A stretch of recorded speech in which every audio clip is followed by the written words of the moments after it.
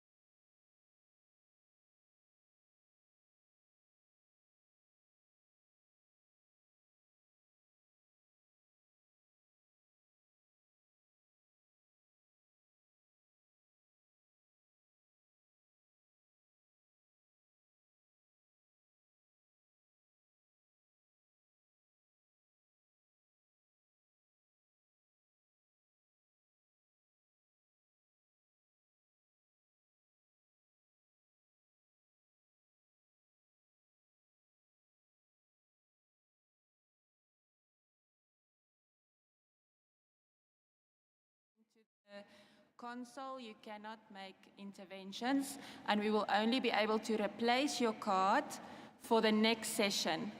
So if you do not have your card, it hasn't been found that we can give it back to you, we can only provide you with another one for the next session. So very important to please make sure you have your card. And we would like to inform you that any information relating to working groups and where we are on the program can be accessed through the daily schedule on the CITES website. So if you open the daily schedule, you will see all the working group rooms and times that have been allocated, as well as information relating to side events, as well as where we are for Committee 1 and Committee 2 in terms of agenda items to be addressed. Then while I'm talking about working groups, just to inform you that the Agenda Action Plan working group will meet on Thursday, 17 November at 12:15. And I don't have the room at the moment, but please check the daily schedule for that. Thank you. Thank you, Secretariat. So we will start with CoP19.24, and before we do, I just wanted to remind parties of some of the requests I made yesterday about keeping your interventions brief and focused. I need your cooperation to do that so we can give as many participants the floor as possible. Unfortunately, if we have long interventions, that makes it very challenging for me to do that, so I will ask for your cooperation and your consideration of your colleagues, please. So on CoP19.24, implications of the COVID-19 pandemic on the implementation of the Convention. This document's been prepared by the Secretariat, so I'll ask the Secretariat to introduce it. Secretariat, you have the floor. Thank you, Chair. The present document aims to summarize the actions of parties and the Secretariat in the face of the COVID-19 pandemic, review the impact of the pandemic on the ability of the Convention bodies to implement the Convention, discuss key lessons learned, and consider possible responses to such events in the future. I will briefly highlight a few key findings and proposals as contained in the document. The COVID-19 pandemic impacted some activities of the CITES management and scientific authorities and enforcement focal points, and the full impact on international trade transactions will only be known if a comparative analysis is done. Online meetings present a valuable tool that can assist in moving intersessional work forward. Internet connectivity, however, remains a challenge for some parties, and this limits the ability of the affected parties to effectively participate in online meetings and discussions. There may be a need to review the rules of procedures of the committees, as well as the financial support provisions to ensure they adequately participate in online and hybrid meetings, and to ensure these provisions provide for that. Draft decisions in this regard are proposed by the Secretariat. Live streaming of governing bodies meeting and scientific advisory body meetings should be provided for, and the necessary funds allocated in the trust fund to cover the costs. Hybrid meetings, defined as a combination of face-to-face meetings and online participation, should be considered in exceptional circumstances, and these circumstances should be clearly defined. The Secretariat is of the view that provision should be made for the participation of parties affected by compliance procedures discussed at Standing Committee and Animals Committee and Plants Committee meetings, who are not able to attend a face-to-face meeting and furthermore cannot be represented by the permanent missions. The Secretariat therefore proposed a draft decision directed to the Secretariat, the Standing Committee, and the Animals and Plants Committee to discuss and agree on the interpretation of exceptional circumstances. The Conference of the Parties or the Committee is invited to review the allocation of funds in the Trust Fund to make provision for live streaming of governing body and scientific advisory body meetings, tools for online and hybrid meetings if required, and allow greater financial flexibility and contingency measures to cater for unplanned situations, and adopt draft decisions contained in Annex 1 to the present document to develop guidance on a structured risk assessment approach for the Standing Committee to follow to determine the best course of action if intersessional work and meetings are affected by emerging operational issues, such as those experienced during COVID-19 pandemic and referred to in paragraph 2G of Annex 1 to Resolution Conf 18.2. Develop guidance on the exceptional circumstances under which parties' participation in a face-to-face meeting of the Standing Committee and the scientific advisory bodies will be facilitated through a hybrid meeting option, and review the rules of procedures for the committees established by the COP to consider whether adjustments are needed to permit and facilitate online and hybrid meetings and decision-making where these are required and agreed. Thank you, Chair. Thank you, Secretariat. I'd like to open the floor to parties to comment on document 24. I see Japan has asked for the floor. Japan, you have the floor. Thank you, Chair, and thank you for preparing this detailed document to the Secretariat. We support the idea of holding, online meeting and hybrid meeting. And I have one favor and question about the Annex 2 of CoP19 Doc 24. There are written indicative cost for activities. For example, for activity live streaming, it costs $12,000 per meeting, and for activity online and hybrid meetings, it costs $10,000 per meetings. Could you give me a little bit more detailed information about this cost?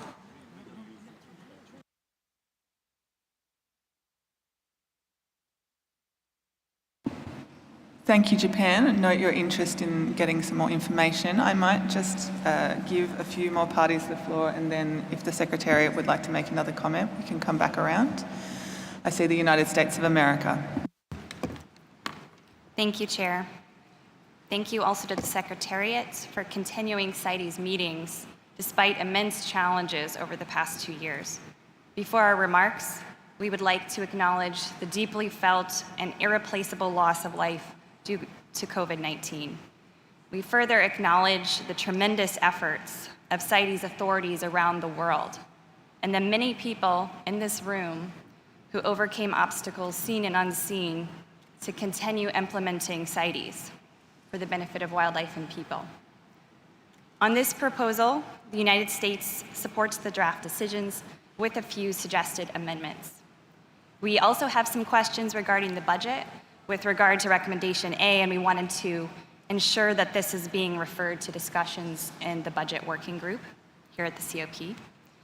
In addition, briefly, there are different considerations, of course, for online versus hybrid meetings, and both should be explored in the Secretariat's documents.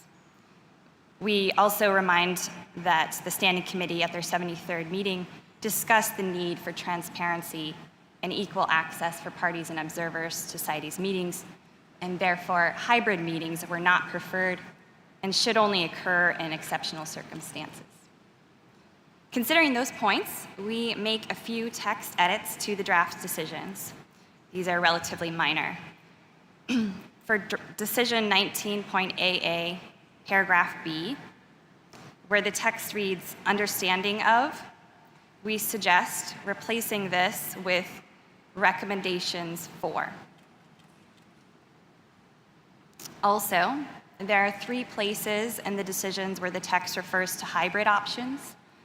That is in decision 19.AA, paragraph B, 19.BB, paragraph A, little I, and 19.CC, paragraph B.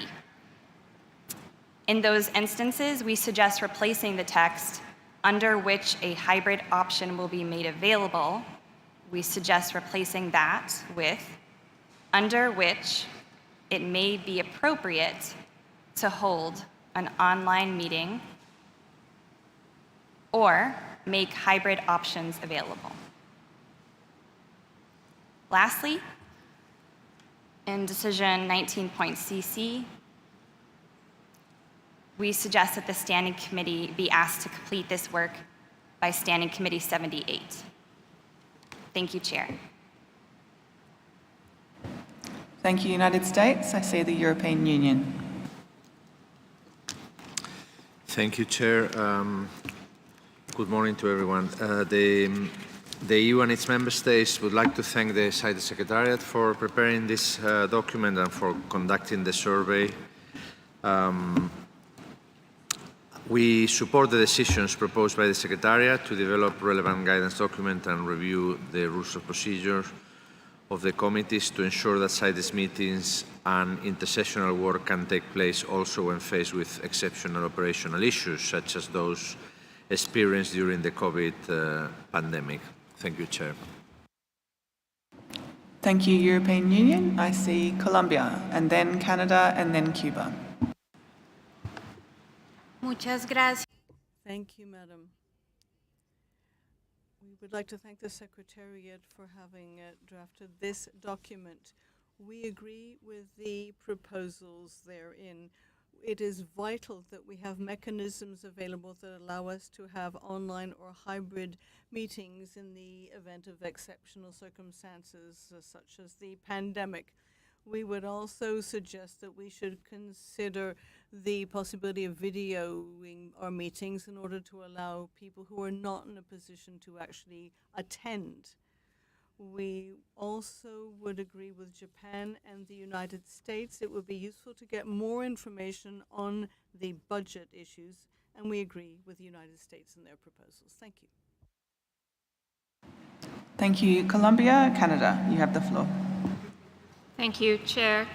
Canada appreciates very much this document prepared by the Secretariat and agrees with the decisions proposed. With regards to the decisions, we also do agree with the United States on putting reference to both online and hybrid option meetings and considering criteria for both. We take note that the financial issues should be taken up in the discussion on budget. Canada just had one question to the Secretariat regarding Decision 19BB, subparagraph B, where the Animals and Plants Committee are directed to propose amendments to Resolution Conf 18.2 on the establishment of committees.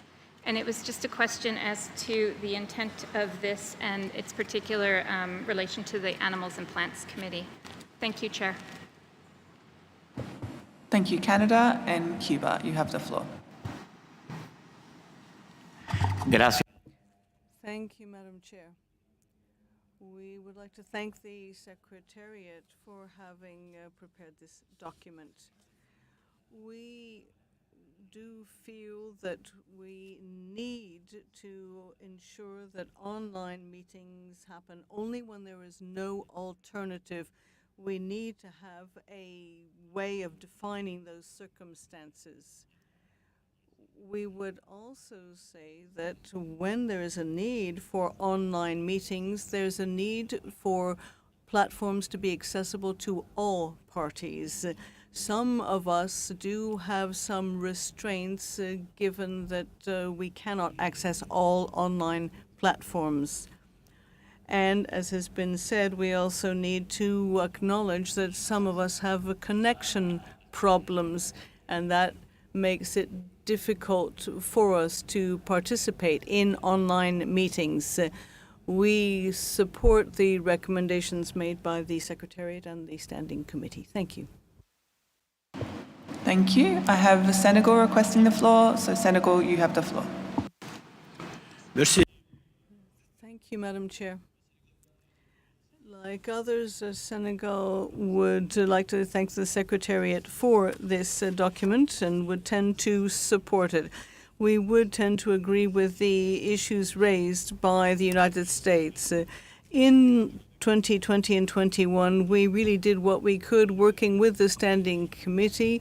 There were a number of online meetings, but sometimes there are problems. It depends on the country, the time, signal issues, connectivity, and sometimes there are power cuts. That's why we would say this is all well and good, but it should really be under exceptional circumstances that we have online meetings. Thank you. Thank you, Senegal. Do you need some time? Shall I take some observers?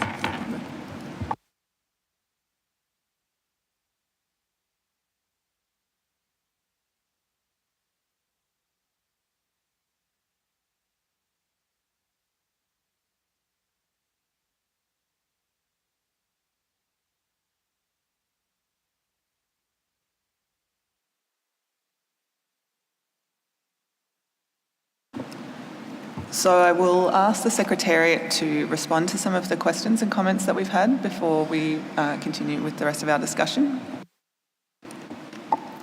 Thank you, Chair, and thank you for the interventions by the parties and the issues raised. In terms of the cost estimate, just to indicate that it's a tentative budget and cost estimate. In terms of live streaming of the meetings, I think everyone knows that it's week-long meetings. For live streaming, we make use of the Secretariat's YouTube channels to reduce cost.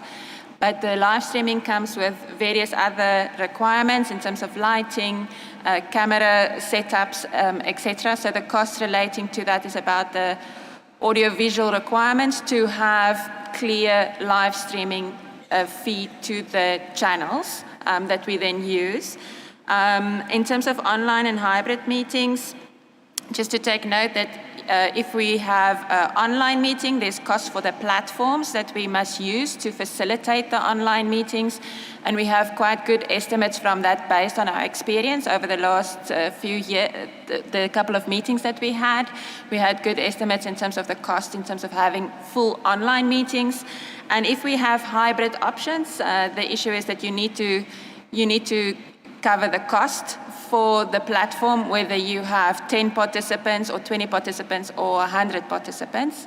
The UN does have global systems contracts that allow us to use specific platforms. So we note the comments relating to access to these platforms, and so we have the cost estimates from those.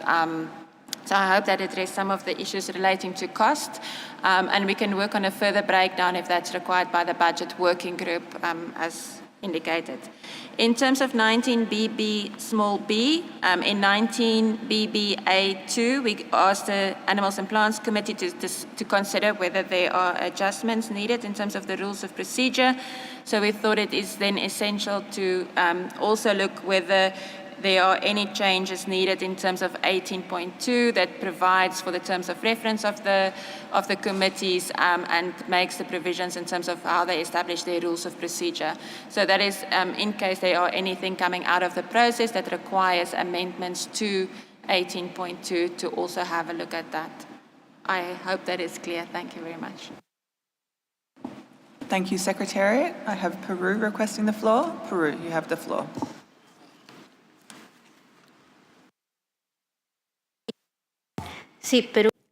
Thank you, Madam Chair. We support the proposed decisions, and we also do realize that we should recognize exceptional circumstances might involve disease, yes, but other sorts of problems as well. Thank you. Thank you, Peru. I have no more parties requesting the floor, so I'll open the floor to non-parties and to observers.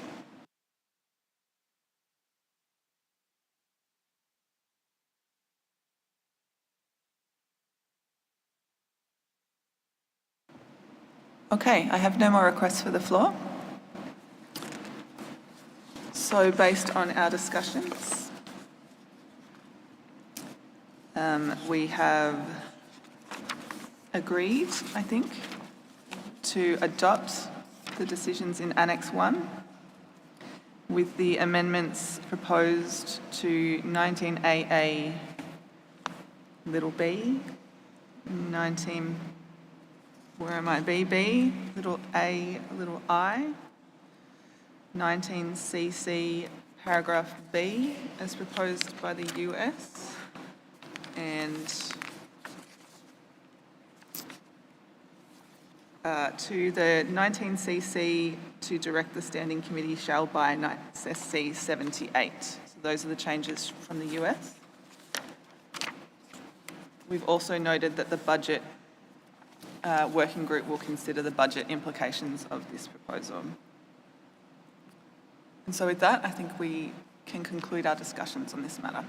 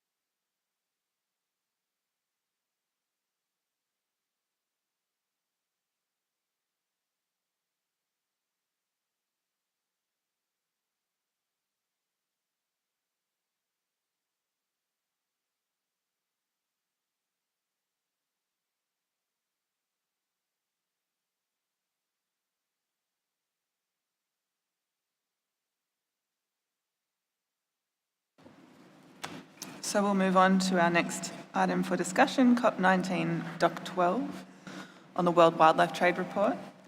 This document has been submitted by South Africa. I'll ask South Africa to introduce it. South Africa, you have the floor. Thank you, Madam Chair. Document CoP19 Doc 12, submitted by South Africa, invites fellow parties to bridge an important and long-standing gap on trade-related information that is integrated at a global level. The daunting challenges that humanity faces today cannot be solved without knowledge and understanding, as we cannot manage or regulate what we do not measure. I trust you will agree that as CITES approaches its 50th anniversary since it was signed in 1973, it provides an important opportunity to have a clear overall picture of the global wildlife trade regulated under the convention, covering a wide spectrum of issues. And no current reporting system does this, and I dare say it's long overdue. And the question is, how can the world manage and regulate wildlife trade wisely if parties do not have a full picture of wildlife trade? And how can parties explain more effectively to policymakers and the general public what role CITES plays in contributing to sustainable development goals? For this reason, Madam Chair, South Africa proposes the preparation of a periodic World Wildlife Trade Report during each intersessional period between the meetings of the Conference of Parties. And the objective of the proposed report is to help parties make better use of the existing primary data by documenting and analyzing a wide range of aspects of international trade in CITES-listed species. And these include trends, trade routes, and scale of the trade, including its value, as well as the conservation and socio-economic impacts, and the possible linkages between legal and illegal trade across a variety of supply chains. I hope parties had an opportunity to read and reflect on the groundbreaking pilot edition of the World Wildlife Trade Report, available as information document CoP19 Inf 24. This pilot report is a great resource that helps to illustrate and visualize what is envisaged to be achieved. The pilot report is already a milestone that helps to fill a critical information gap. It shows great potential for improvement when active inputs from parties are available that would further enhance the report's relevance, information, and impact. Policymakers and the general public only have a partial understanding of the day-to-day trade-related work of CITES parties. Illegal trade in wildlife and their products is too often under the spotlight in the media, and this information asymmetry often leads to misconceptions about CITES and the wildlife trade. A global wildlife trade report reiterates and illustrates the spirit of CITES parties in seeking to facilitate sustainable, legal, and regulated trade in species and derived products. Independently of varied perspectives, wildlife trade has happened in the past. It's happening at present, and it will continue into the future. As demonstrated in the pilot report, during the 10 years between 2011 to 2020, approximately 3.5 million CITES shipments were reported in direct trade by exporters.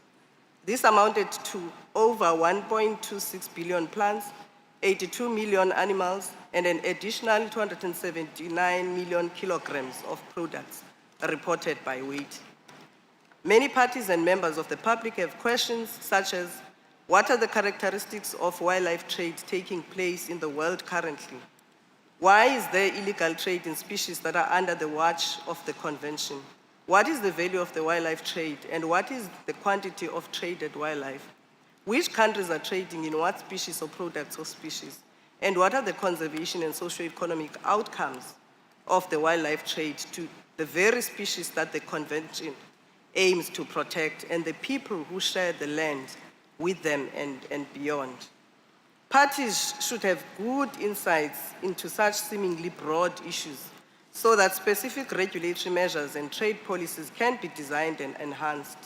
It's also critical to better understand the benefits that sustainable and legal trade brings in comparison to the negative impacts of unsustainable and illegal trade. In many parts of Africa, we know so well that sustainable and legal trade in wildlife can be a critical contributor to the conservation of wild species and their habitats, and to the livelihoods of rural communities that live with wildlife, as well as to our national economies. In closing, Madam Chair, I would like to highlight a few points about this proposal. Firstly, we see this as a party-led process. Therefore, we propose in the draft decision that a working group of the standing committee is created in order to consider issues such as the methodology of data collection and the template of data submission. Secondly, with a view to reducing the reporting burden of parties, the draft decision proposes that parties submit information through existing channels of annual and biennial reports on a voluntary basis. And thirdly, the report is meant to be comprehensive and balanced. As you will have seen in the pilot report, both the positive and negative conservation and socio-economic impacts are analyzed. A key element in responsible and transparent trade-offs that parties make when managing species in complex socio-ecological systems. Fourthly, we are conscious of possible legal constraints and concerns about sharing price data.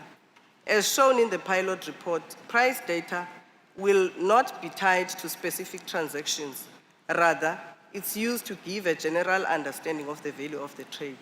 And lastly, we are confident that the Standing Committee Working Group and the Secretariat can work out the proposed methodology of data collection in good time, which will allow the Secretariat to prepare the first World Wildlife Trade Report for consideration at COP20.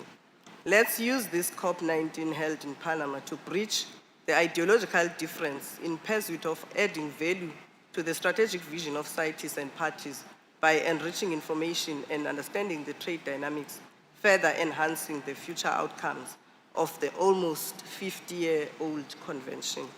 I thank you, Madam Chair. Thank you, South Africa. I'll open the floor to parties for their reactions.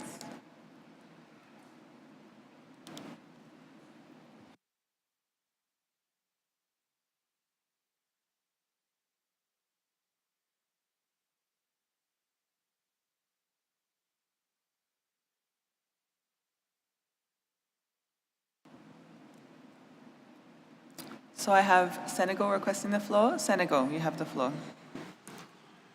Merci. Thank you, Madam Chair. I would like to congratulate South Africa for having taken this initiative.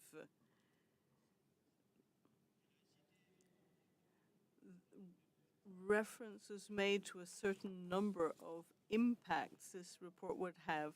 I think we could add health as an area that would be affected.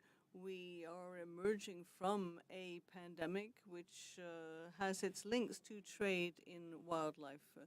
The delegate of South Africa said that we need to overcome our ideological differences.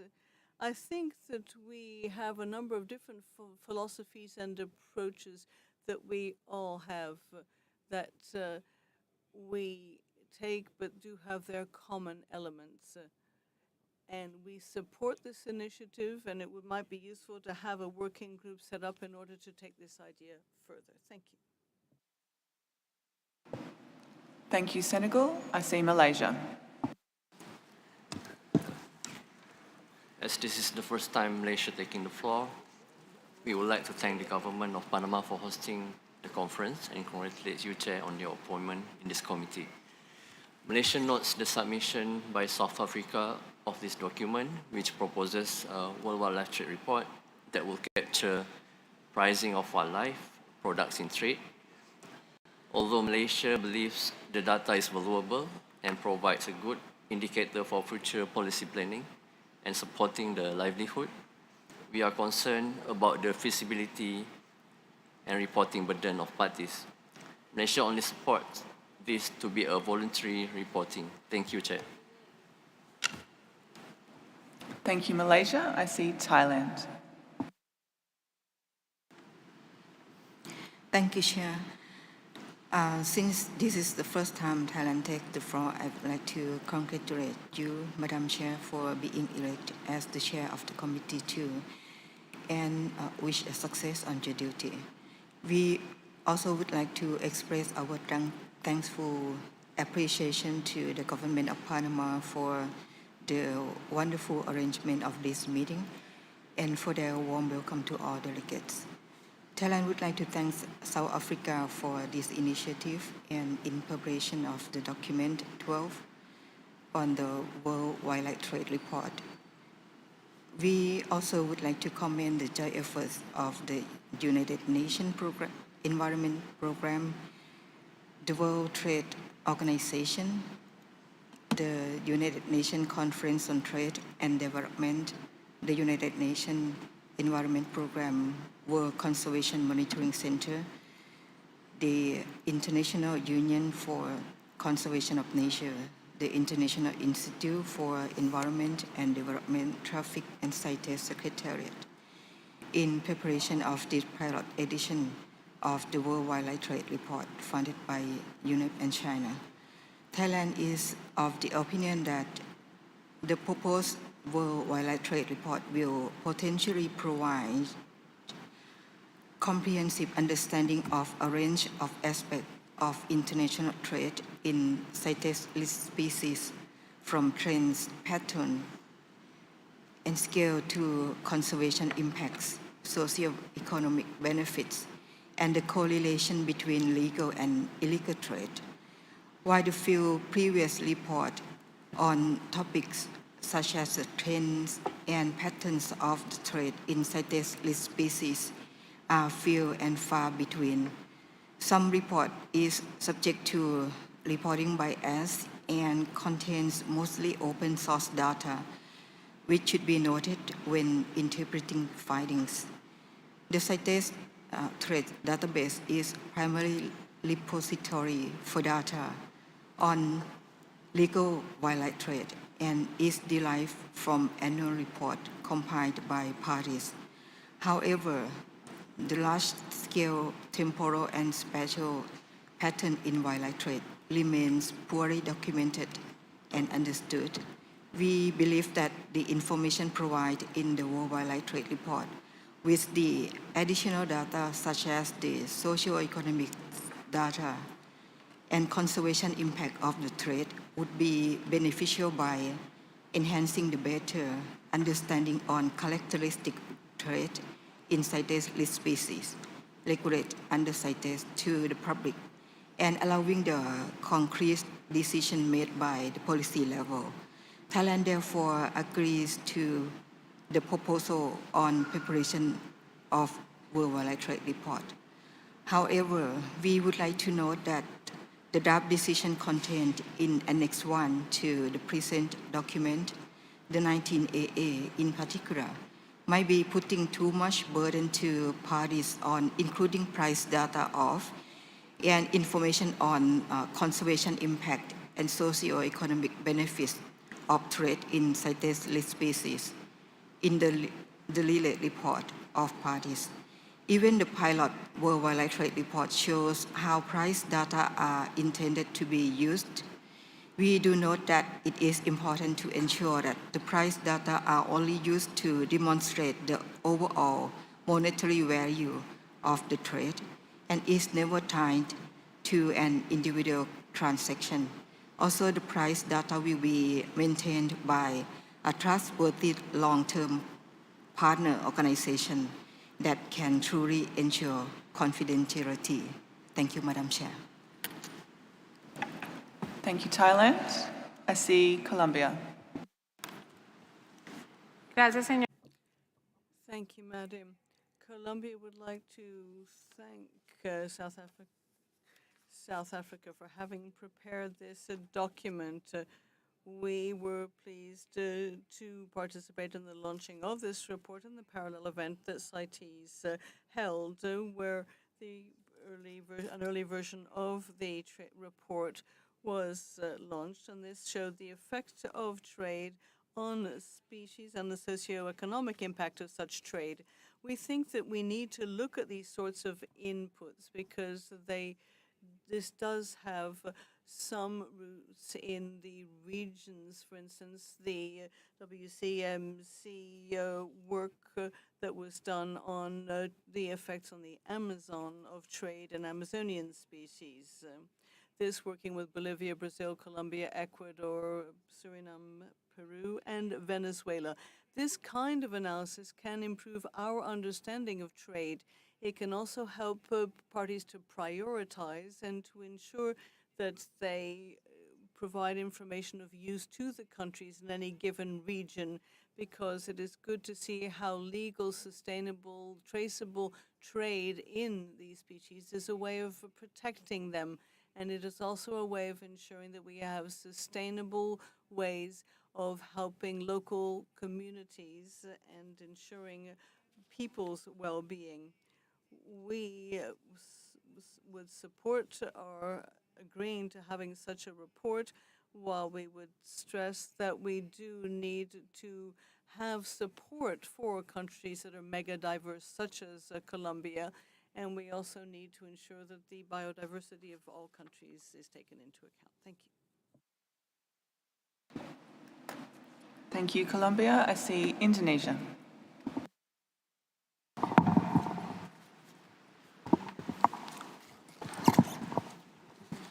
Thank you, Madam Chair. Indonesia support and agree with the proposal on World Wildlife Trade Report and support adopts the draft decision contained in Annex 1, and we thank South Africa for its effort in preparing this proposal. We believe that this report will be an important tool for the contracting parties in pursuing balance between sustainable protection, conservation, and use efforts. We agree with the Secretariat view that World Wildlife Trade Report has the potential to fill an important information gap about the value of the trade in specimen of CITES listed species authorized under the convention. We agree with the proposed way forward, including on the establishment of a working group, and we agree with the price data approach as both proposed by South Africa. Thank you, Chair. Thank you, Indonesia. I see Peru.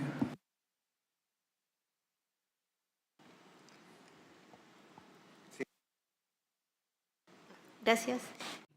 Thank you. Peru also supports this proposal, which gives us an opportunity to assess trends and benefits of sustainable trade, which are essential for decision-making. We'd be interested in taking part in the working group in order to contribute to developing methodology which can be adjusted to the resources available to each party when it comes to gathering this information. Thank you. Thank you. I see the European Union. Thank you, Chair. So we would like to, the EU and its member states would like to thank South Africa for the preparation of this document. We generally support the idea of preparing a World Wildlife Trade Report. However, we think we still need to discuss a number of issues where uncertainties remain, such as the projected timeline, issues related to additional reporting obligations, as well as with regard to the parties' feasibility of collecting price data and socioeconomic information. Against this background, one possibility would be to establish an intersessional working group in which these issues should be addressed and clarified to eventually better define the report with a view to decide at CoP20. Thank you, Chair. Thank you, European Union. I see Nigeria.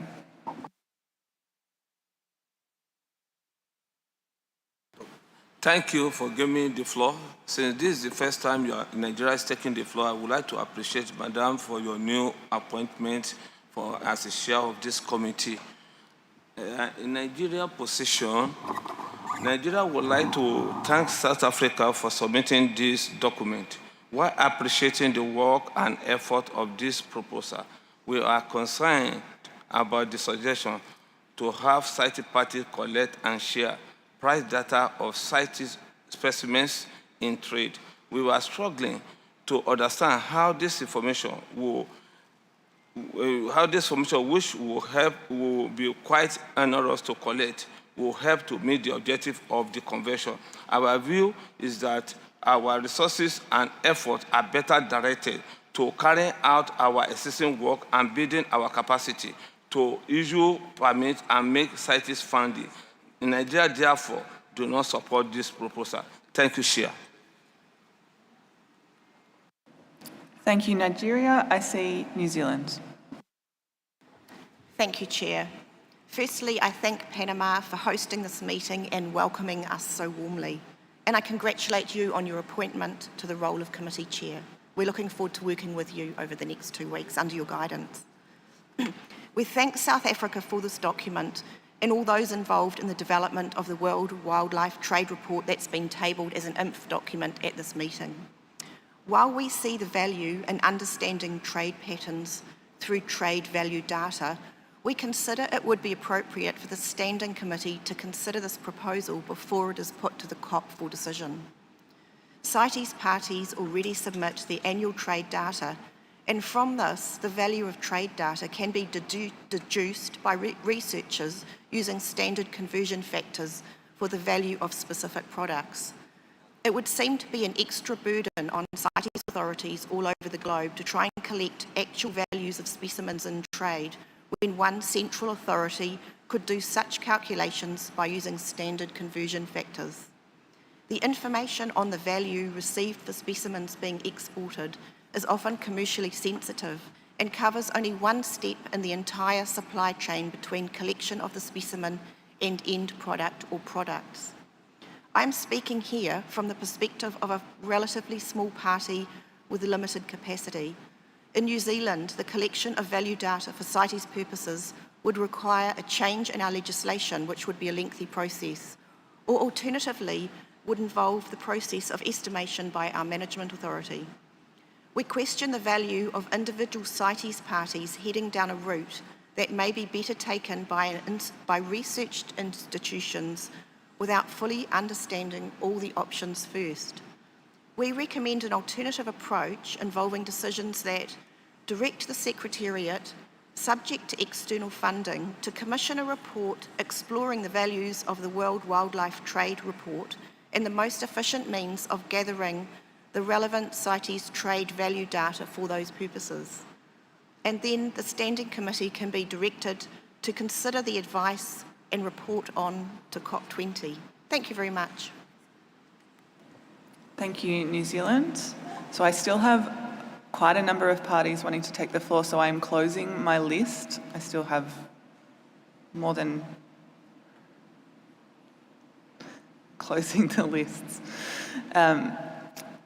More than 10 parties still asking for the floor. I'm going to take you in batches, so I'll read out who I'm going to take in small groups. I'm asking you, please keep your interventions brief because I want to hear from all of you, but we do need to keep moving so we can make a decision, a recommendation on this point. So I will take Japan, followed by Zambia, followed by Argentina. Japan, you have the floor. Thank you, Madam Chair. First, Japan would like to thank South Africa for this proposal. Species are traded in various conditions. For example, a product of certain species can have artistic merit and higher price than the ordinary one. Then there could be no consistency in the price data of each species. Japan would like to point out that there should be careful consideration on validity of the analysis method, including price data. And when preparing a wildlife trade report, sufficient consultation with related parties and transparency in the process for objective analysis are necessary. Thank you, Madam Chair. Thank you, Japan. Zambia, you have the floor.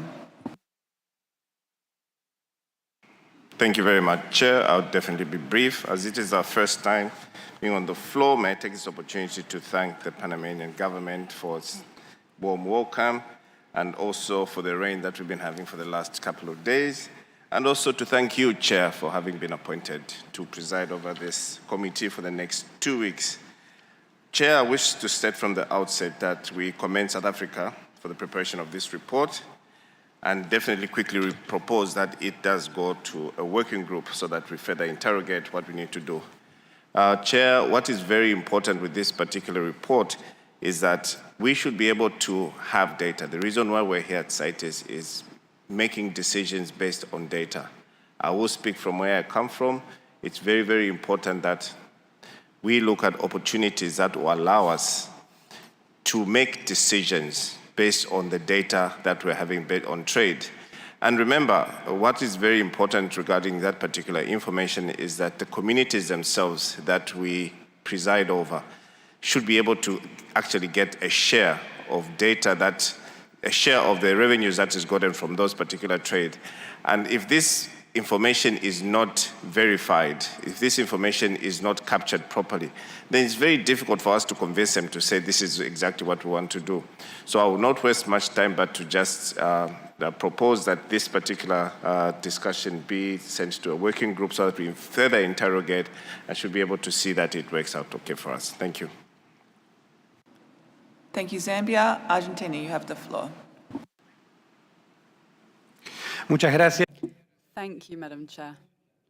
Argentina considers that the proposal in this report are beneficial, particularly when it comes to identifying demand for wildlife products among consumers. However, Argentina considers that the enforcement of these decisions would be an additional workload for the Secretariat, as well as the Standing Committee and the parties of CITES.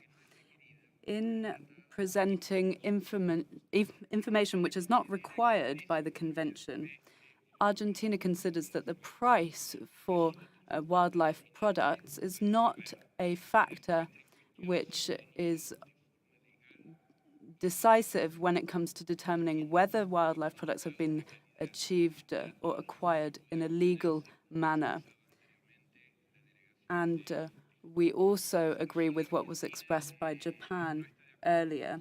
Therefore, Argentina does not agree with the draft decision contained in Annex 1 of Document 12. Thank you very much, Madam Chair. Thank you, Argentina, and I do appreciate everyone being very brief. So I'm going to take my next group of parties.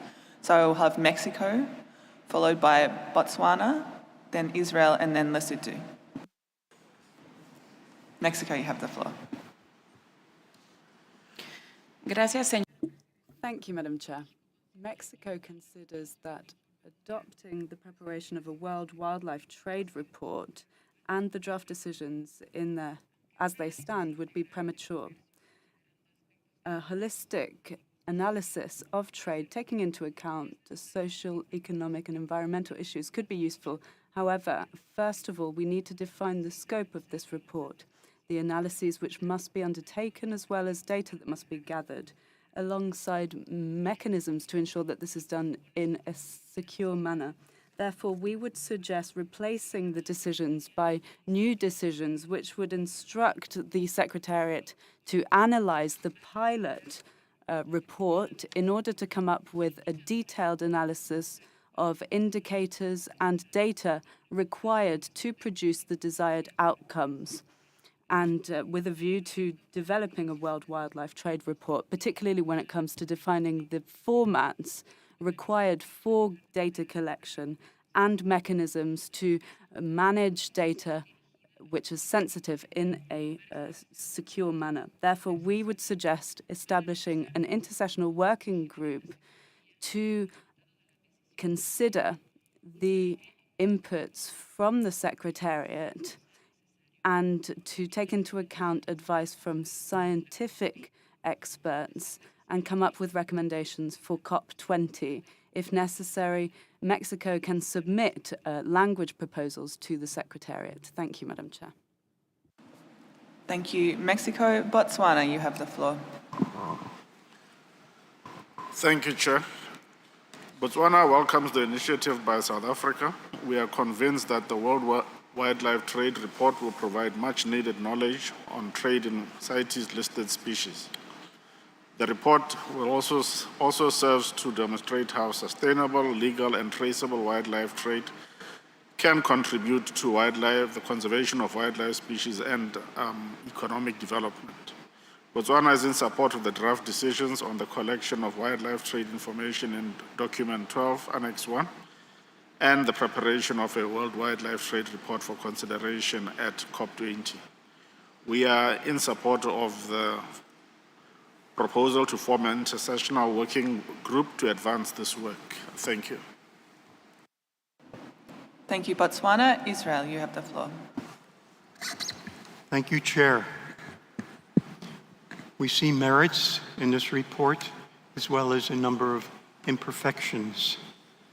It's unfortunate that the pilot edition of the World Wildlife Trade Report was posted on the CITES website only on the 2nd of November, just a couple of weeks ago, and long after the deadline for submitting documents to be considered by the COP. The pilot report, in our opinion, is a substantive part of this initiative and should have come in within the deadline as part of document 12. We've not had opportunity to examine the pilot report with the care that it deserves, and we anticipate there are many other parties in the same situation. There's not been proper opportunity to study this document, the document that we're being asked to buy. Therefore, we consider the matter should be deferred to COP20, perhaps via a working group during an intersessional period. Nor do we have a good understanding of costs associated with producing this report on a regular basis permanently. The burdens it will impose on parties and the Secretariat and the CITES budget are inadequately described. We also take this opportunity to note that just by a cursory reading of the report indicates that, quote, it aims to demonstrate how sustainable, legal, and traceable wildlife trade can be a tool for the conservation of species, healthy ecosystems, livelihoods, and human well-being, end quote. Overall, the report appears to paint a relatively rosy picture of legal trade. One might even say that it supports facilitating the trade. But the job of CITES is to regulate the trade, and there are serious risks with mixing regulation with facilitation. We're disappointed that the report does not better address one of the principal challenges facing CITES today, that is preventing legal trade from exploiting species to a point where they become depleted and legitimate candidates for listing on the appendices. At each meeting of the COP, we are compelled to include more and more species on the appendices because they've been depleted by relentless exploitation of the legal trade. Committee 1 is hearing proposals of this nature right now. For these reasons, Chair, we cannot support document 12. Thank you. Thank you, Israel. Lesotho, you have the floor. Thank you, Madam Chair, for giving me the floor. This is the first time Lesotho is taking the floor in this meeting, and we would like to congratulate you on your election as the chair of the committee. Lesotho supports and agrees with the proposal on the preparation of the World Wildlife Trade Report as put forward by South Africa. Lesotho also notes the comments of the Secretariat in the document. We strongly believe that the Secretariat and parties have an important role to play in respect of the proposal for additional data on the patterns of international trading in CITES listed species and their economic value. I submit, Chair. Thank you very much. Thank you, Lesotho. So I'll go to my next group of parties. I'll take Zimbabwe, followed by Gabon and China. Zimbabwe, you have the floor. Thank you, Madam Chair. Madam Chair, I'm also taking the floor for the first time.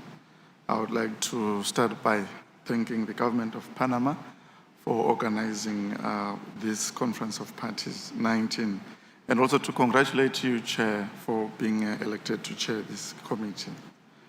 Madam Chair, I want to start by congratulating and thanking South Africa for this submission.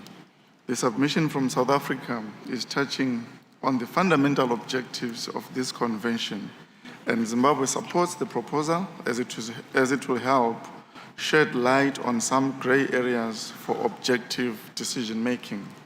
We believe there are various tools and technologies out there that can help us parties in collecting such data, hence it is not a burdensome endeavor at all. It does not help us, Madam Chair, if we continue to make important decisions based on perceptions, yet this convention decision-making processes should be informed and guided by science.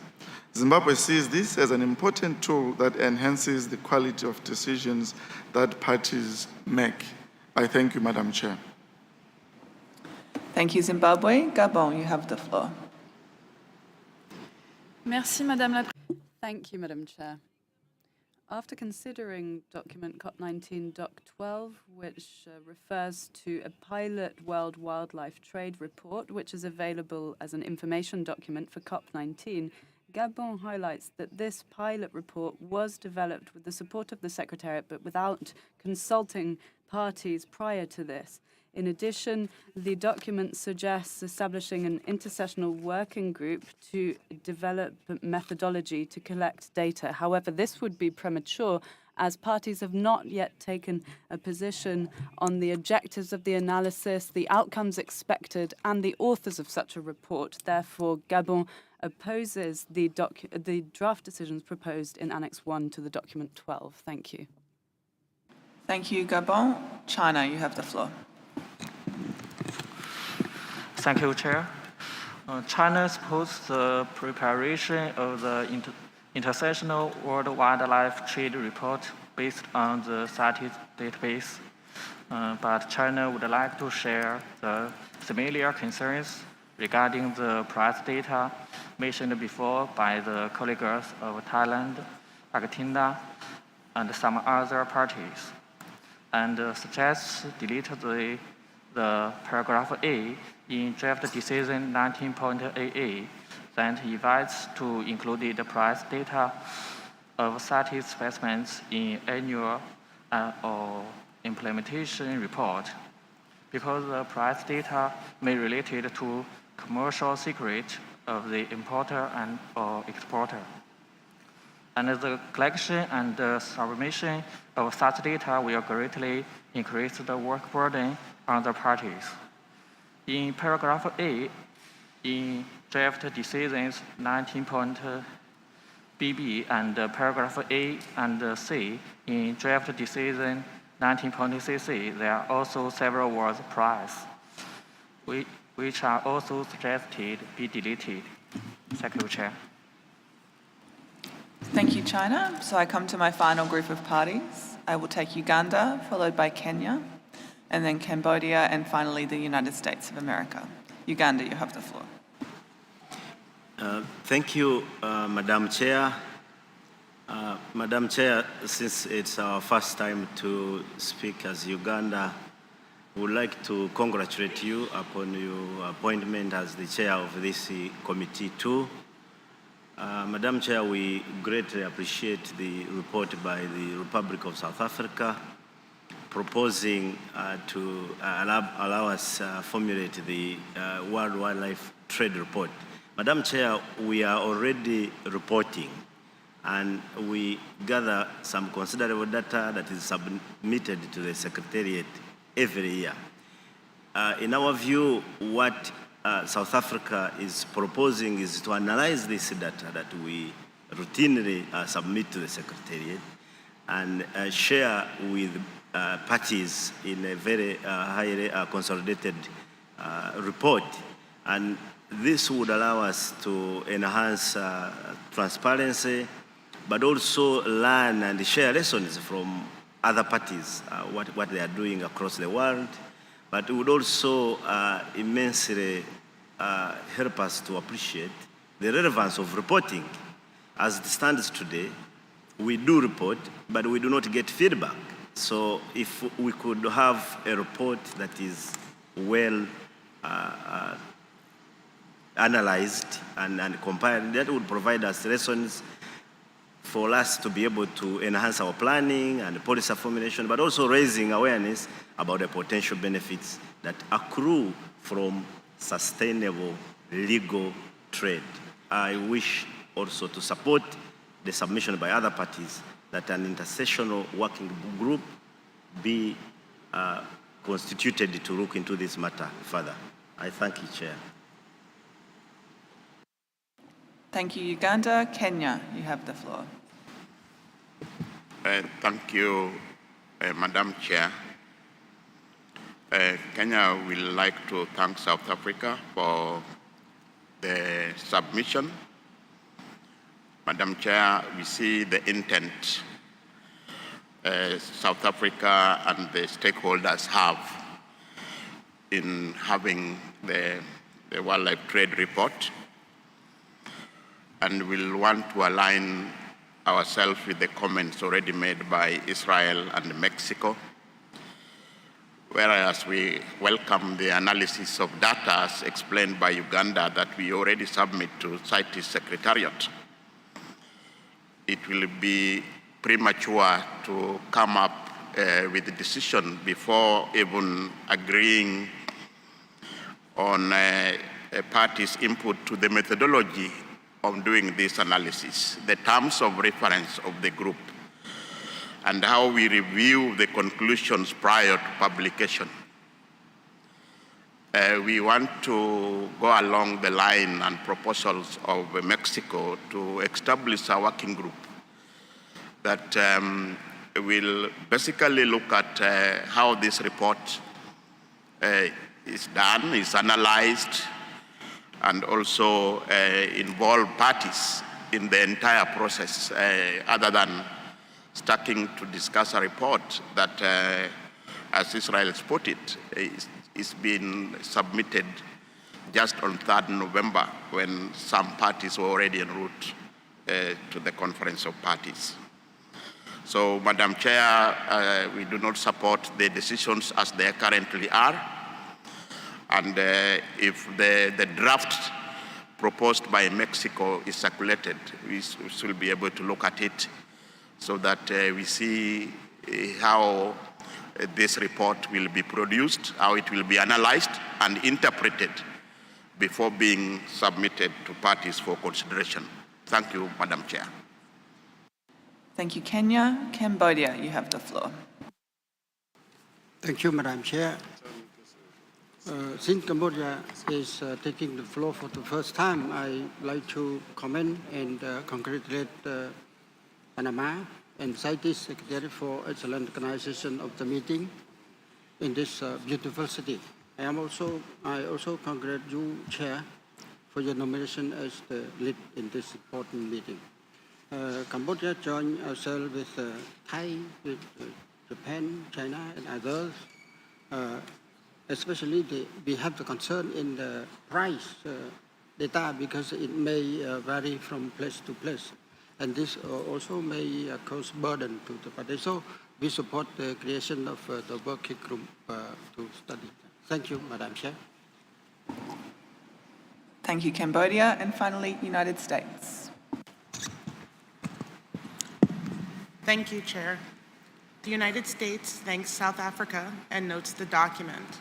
However, we share the concerns raised by the European Union, Nigeria, New Zealand, and others, and oppose adopting the recommendations of the document.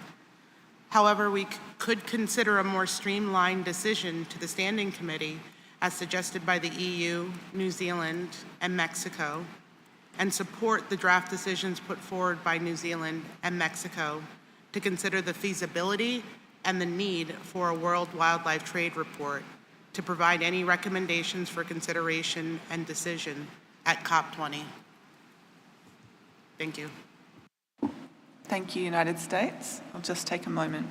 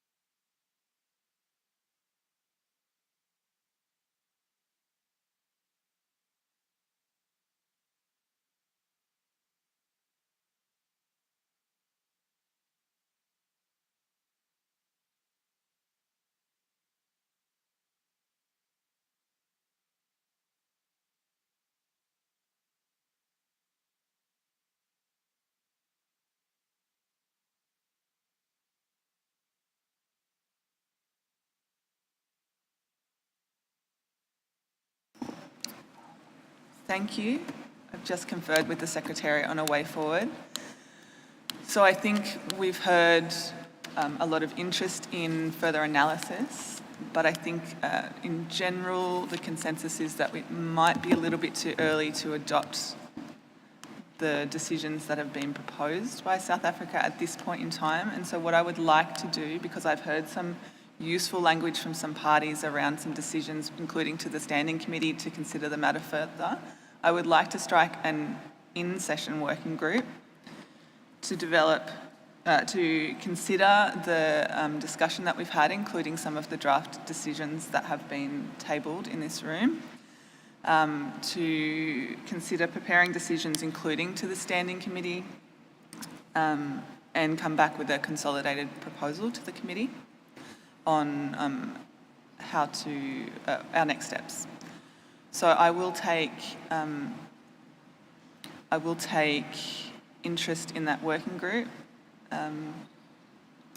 So I will ask you now if you can press your buttons if you're interested in participating in that working group, noting that the mandate is just to develop decisions for our next steps on this matter.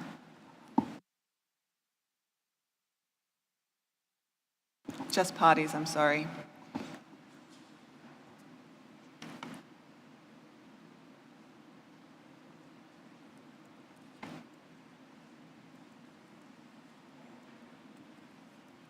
I will take observers in the next round.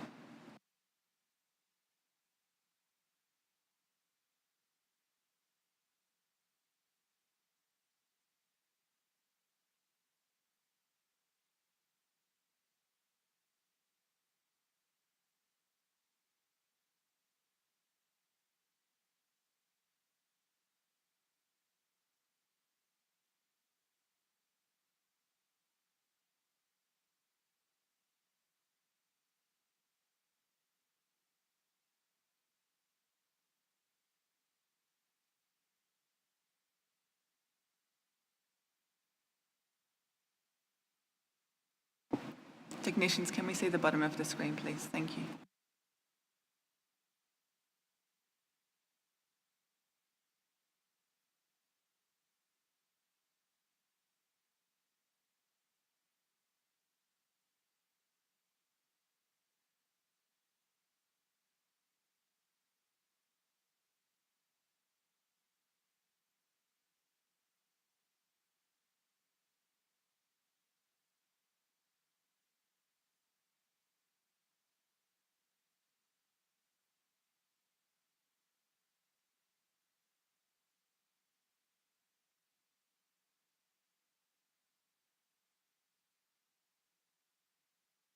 Okay, and now I'll take observers.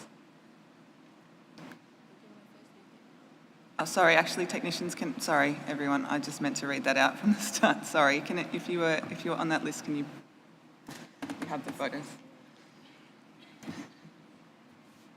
And then there's a second photo. So, yeah. So I have the European Union, Malaysia, Czech Republic, Peru, Zambia, Zimbabwe, Colombia, South Africa, Thailand, Botswana, Israel, Kenya, Germany, United States of America, Canada, Austria, then I have Colombia, South Africa, Thailand, Botswana, Israel, Kenya, Germany. Yeah, sorry, you're a little bit out of order, so just if I repeat you. Canada, Guinea, Niger, China, Japan. Okay, sorry, we'll clear the list and then I'll take observers.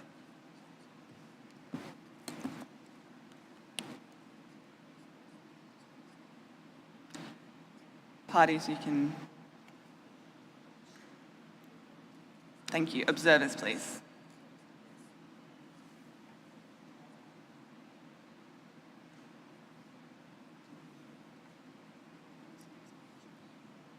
Okay, so I have WWF, SSN, SA Taxidermy Tannery, AZA, WCS, Centre for Biodiversity, Traffic, UNEP WCMC, UNODC, Pass Parrots, UNEP, Suco SA, Panthera, ACN, Guinea, AWF, and IPPL.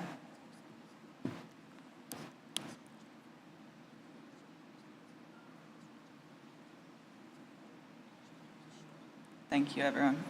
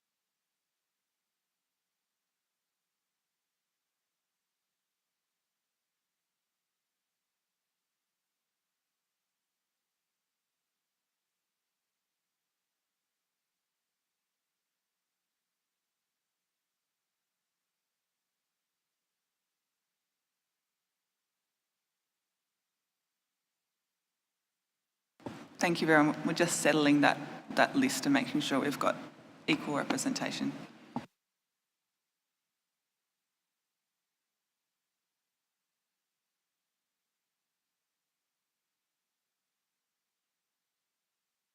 I see Guinea asking for the floor. Guinea, you have the floor.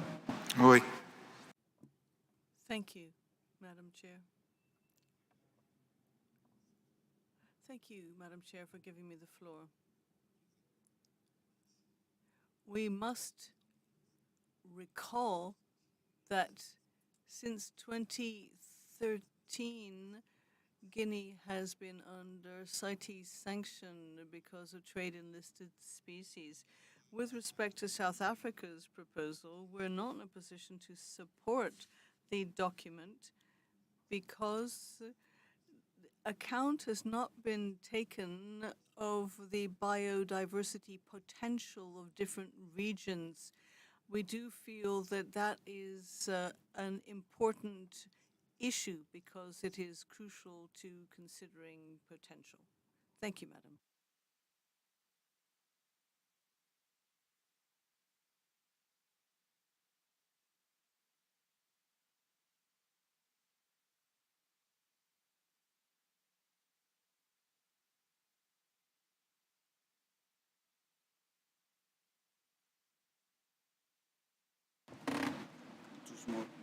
Okay, thank you everyone. We have our working group.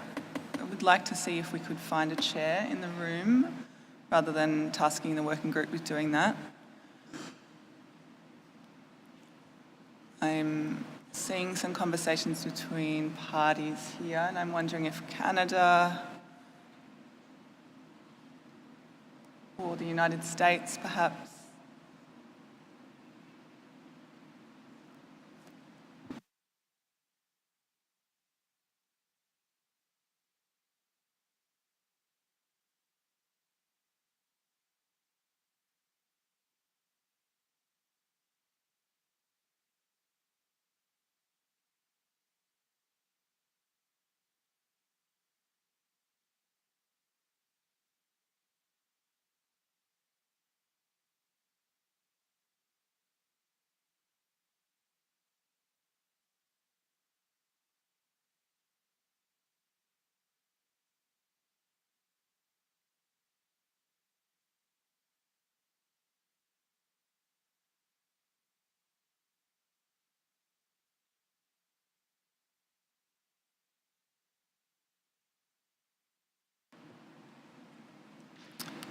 I could ask the European Union as well, Canada, US. There was a few parties who said that they had language.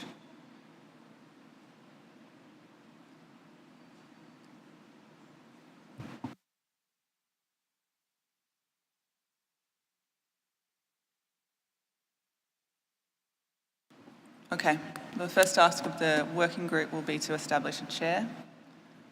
So with that, we look forward to seeing your decisions.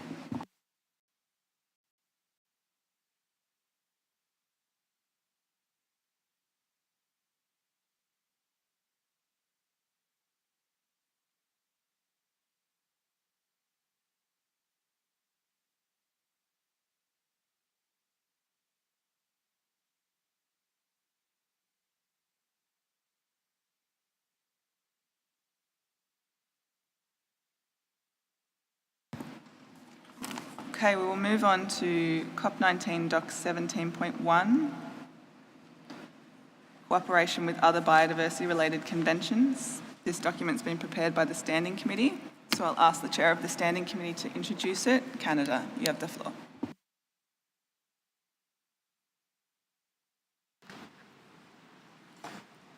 Thank you, Chair. You moved quickly for me, Chair. Thank you.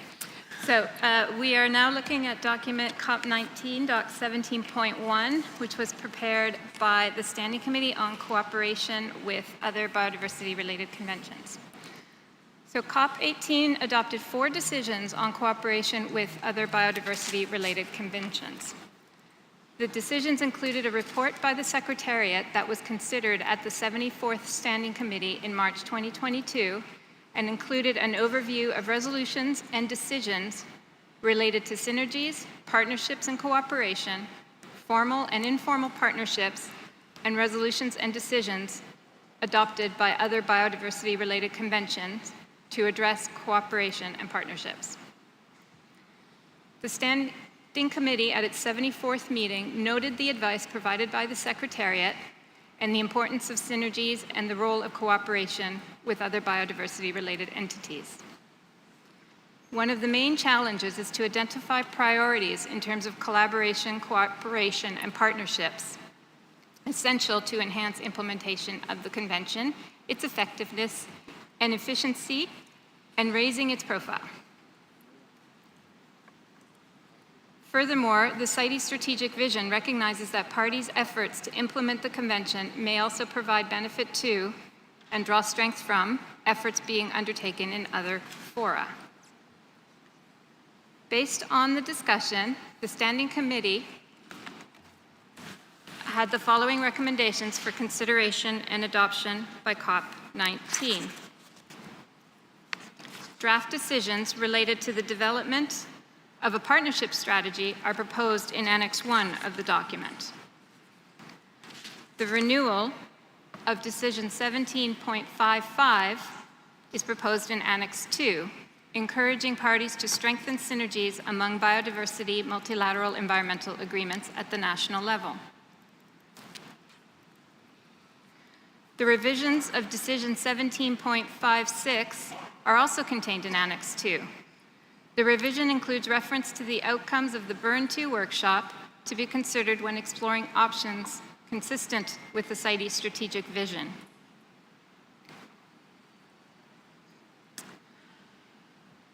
And finally, the deletion of Decision 18.47 and 18.48. Thank you, Chair. Thank you, Chair of the Standing Committee. I'm opening the floor to parties. Panama, you have the floor. Gracias. Thank you, Madam. Panama supports the adoption of these amendments, particularly with respect to these discussions, particularly in the context of the post-2020 Global Diversity Framework. We need to ensure that UN bodies all talk amongst themselves. We need to, if we are to maintain national biodiversity, we can't talk about climate change without talking about the loss of biodiversity.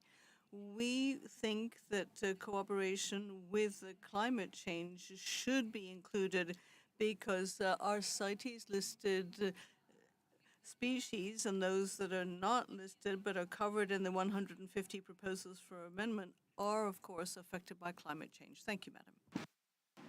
Thank you, Panama. I see Japan. Thank you, Madam Chair. Japan thanks to prepare the document. Since we are finally going to discuss post-2020 Global Biodiversity Framework at CBD COP15 in Montreal next month. In 2010, Japan hosted the CBD COP10 in Nagoya, Aichi, and Aichi target was adopted as a global target until 2020. Japan is committed to continue to support the global efforts to conserve and sustainable use of biodiversity. And we strongly expect that the synergy between the CITES and the CBD are strengthened through implementing CITES strategic vision and the post-2020 GBF. And also, we will make efforts to do so. Thank you. Thank you, Japan. I see China. China, you have the floor. Thank you, Madam Chair. China recognizes the efforts of the Secretariat in building synergies with the other multilateral environment agreements. We support the draft decision while noticing that the wetland and Ramsar Convention are not included. 40% of the world's plants and animals depend on wetlands, and we know that without them, we cannot achieve the sustainable development targets we have just set ourselves. As the host country of Ramsar Convention, COP14, which just concluded 3 days ago, China would like to encourage and contribute to more collaboration between CITES and Ramsar. Thank you. Thank you, China. I see Brazil. Brazil, you have the floor. Thank you, Madam Chair, for giving me the floor. Brazil understands that cooperation with other international instruments or organizations is extremely important for this convention. We also believe that these partnerships must always be institutionally and structurally appropriate to the achievement of the convention's mandates and goals. Nevertheless, we must keep in mind that conventions, treaties, or other international instruments have specific objectives, which are the main reason for their existence. Thus, they can be complementary to each other. They, however, can never overlap or mix, since it's worth reiterating, each one has its own goals and mandates.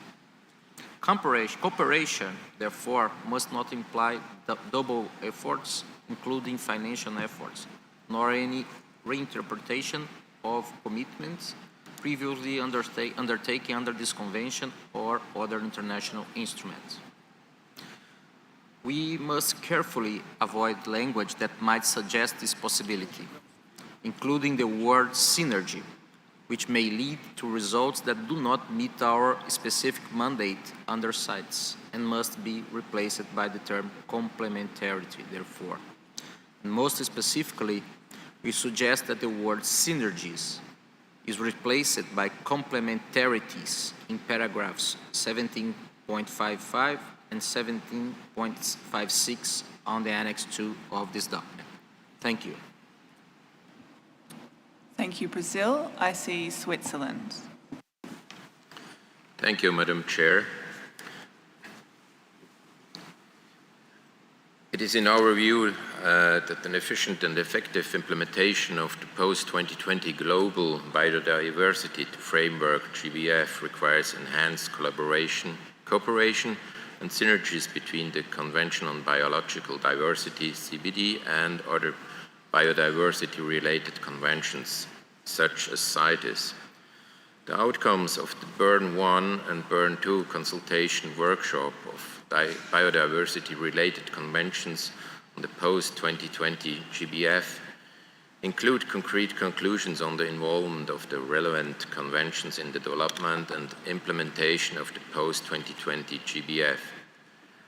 Further details on the conclusions of the Bern 1 and Bern 2 workshop can be found in CoP19 Inf.11. Switzerland welcomes UNEP's commitment to continue its support across biodiversity-related multilateral environmental agreements to facilitate the implementation of the post-2020 Global Biodiversity Framework.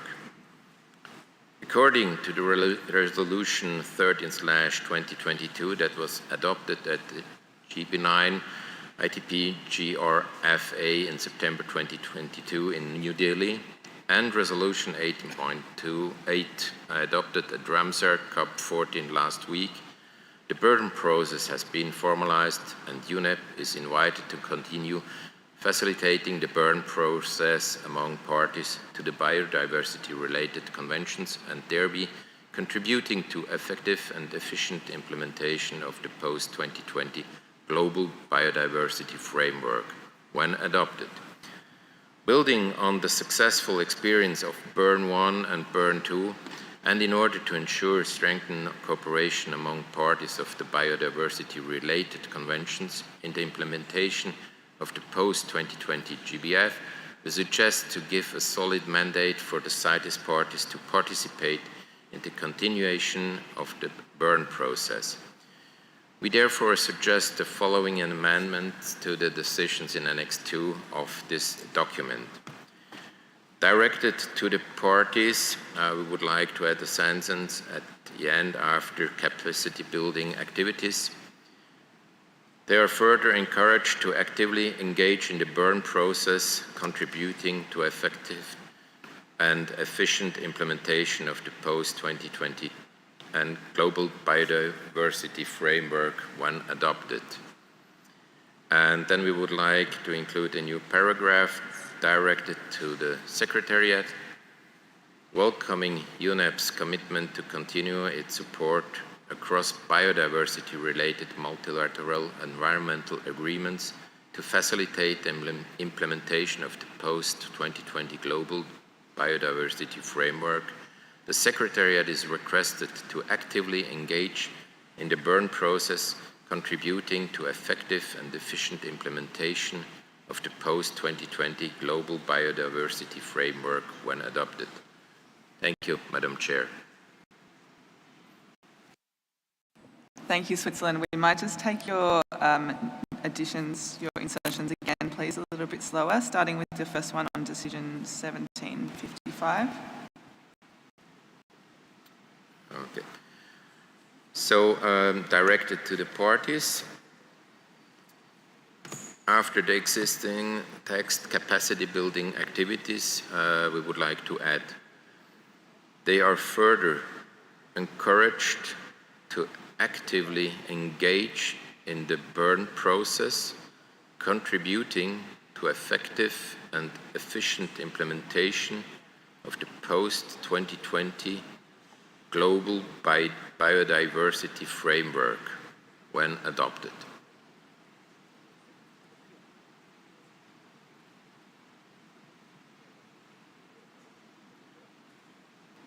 Thank you, and now we'll take your new paragraph directed to the Secretariat. Thank you.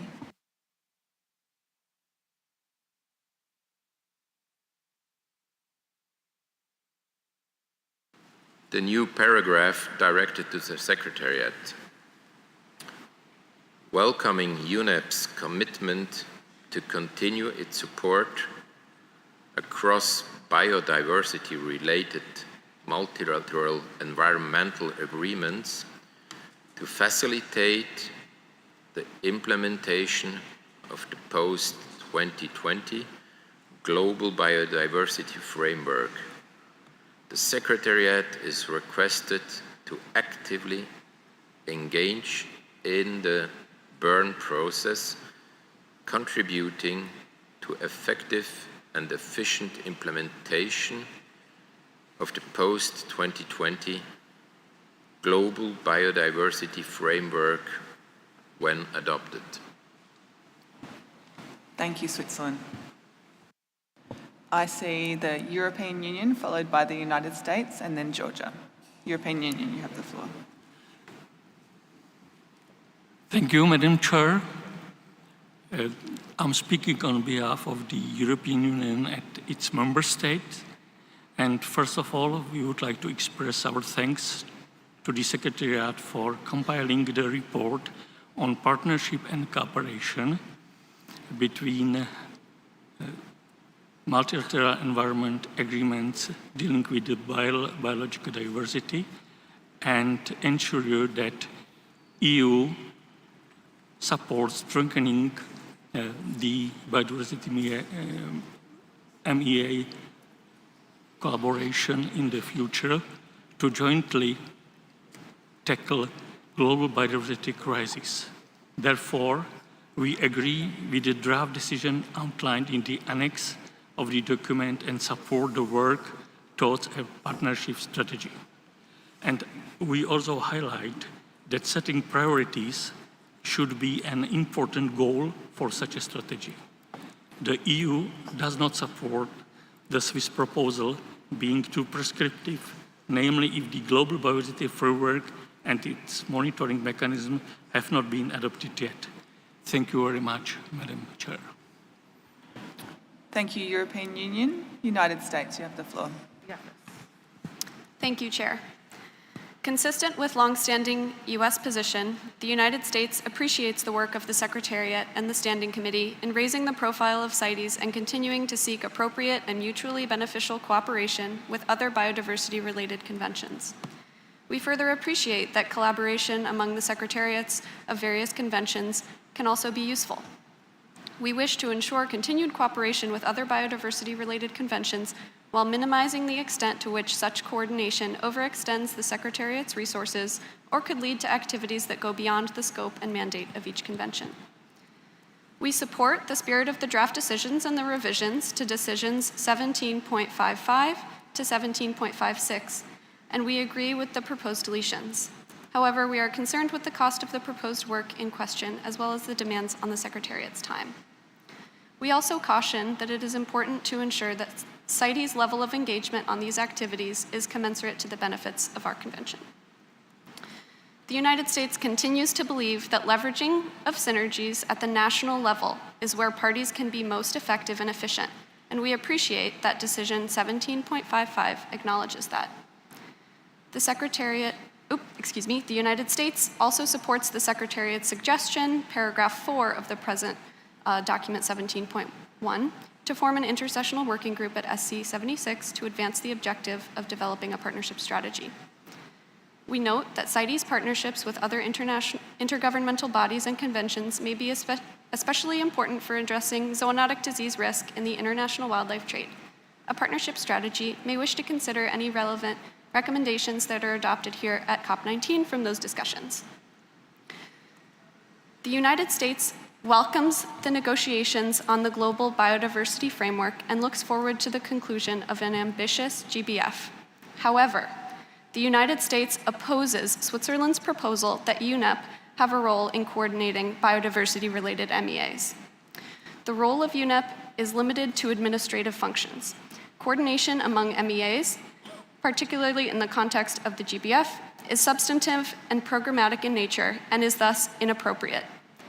It is important to maintain the autonomy of each individual MEA and not suggest that their substantive activities could be directed by UNEP.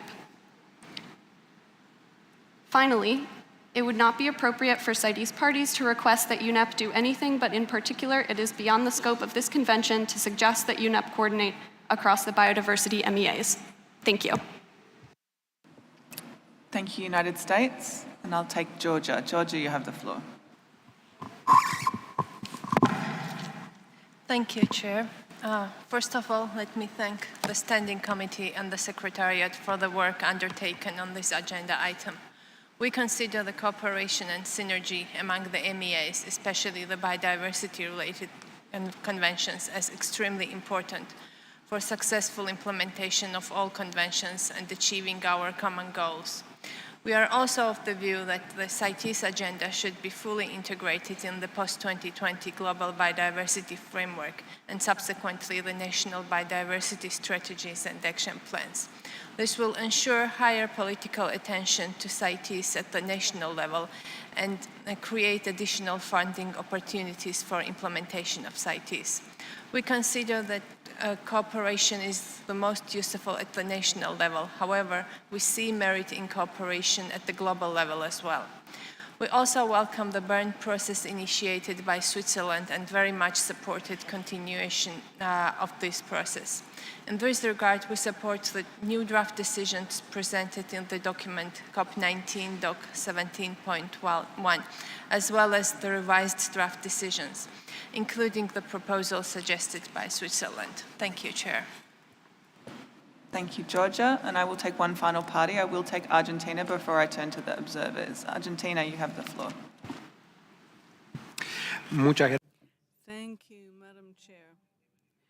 On the question of cooperation among MEAs, Argentina feels that the CITES strategic vision is perhaps not quite right for this right now. So this is a matter that should perhaps be postponed to COP20. So what we have in 17.55 and 17.56 now are really a matter for future work. Now that said, we do agree with deleting with 1843 and 48. This in the understanding that 1847 and 48 have been dealt with. We further would oppose the draft decision in Annex 1 because of the cost implications. This is a matter that has already been raised by the United States. Thank you, Madam. Thank you, Argentina. I've noticed Brazil has asked for the floor. I'm closing my list after Brazil, and then I will go to observers. So I will take Brazil as my last party. Thank you. Brazil, you have the floor. Thank you, Madam Chair, for giving me the floor once again. We just would like to comment on the proposal made by Switzerland. We support every effort to implement the global biodiversity framework when approved, when adopted, and we urge other parties to commit to it. However, in order to react more specifically to the proposal made by Switzerland, we would like to have the text proposed projected on the screen or to receive it so that we could reflect on it more carefully. Thank you. Thank you, Brazil. I'd like to open the floor to observers who might like to comment.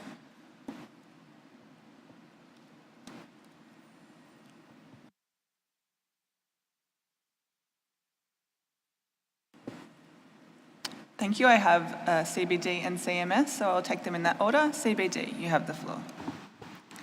Thank you, Chair. The Secretariat of the Convention on Biological Diversity appreciates the strong collaboration with the CITES Secretariat and the Secretariat of Biodiversity-related conventions, especially in the development of the post-2020 Global Biodiversity Framework.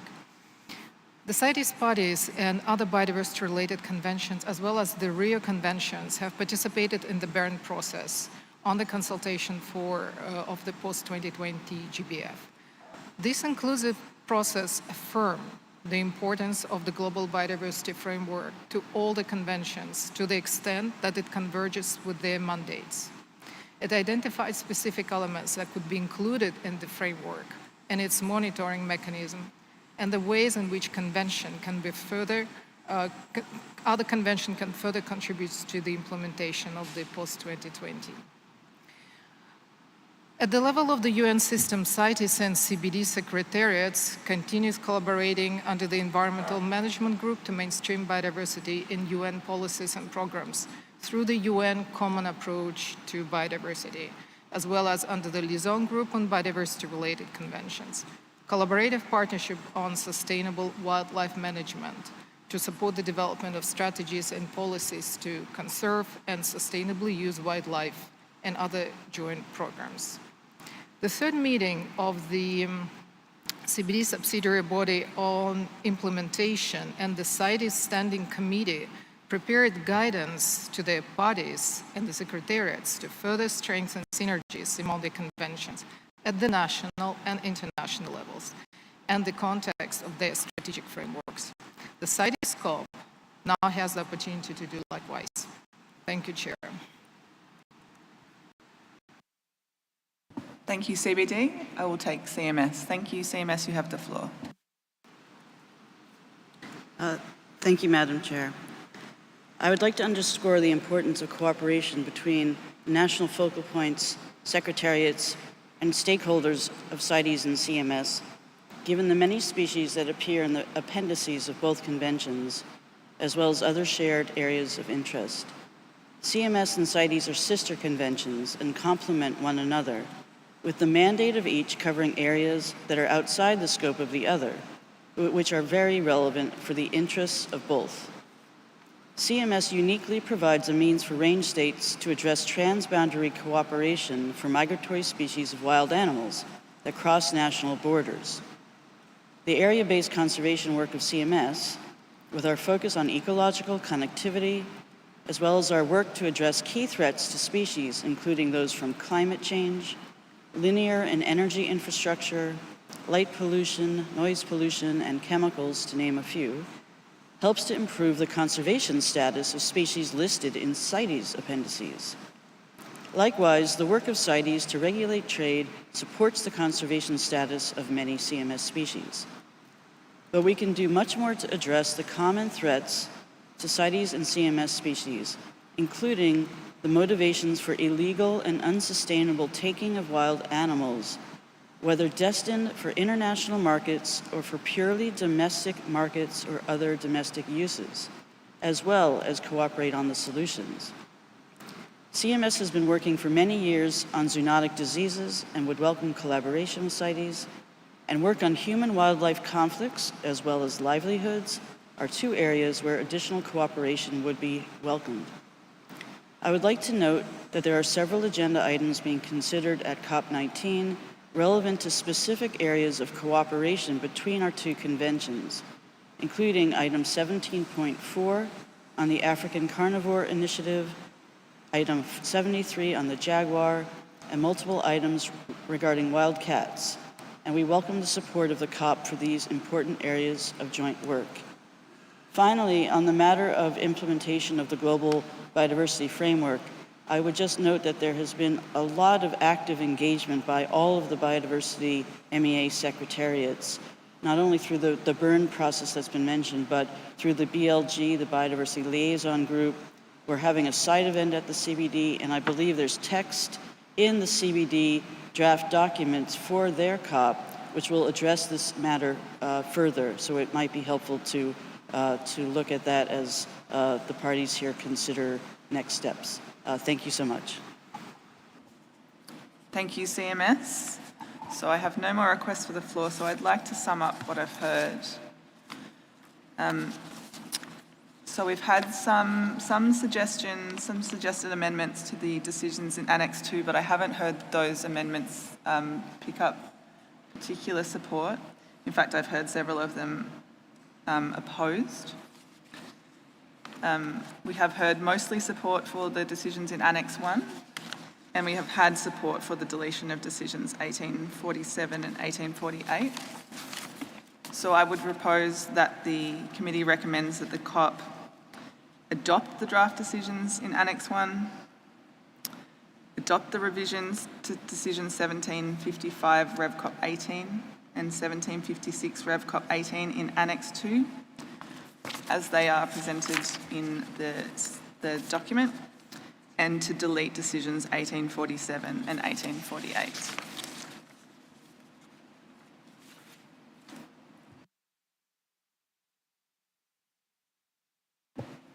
And I'd also just like to note, to note the concerns that were raised by several parties about the time and cost concerns for the Secretariat. I'll note those so that those are included in the record.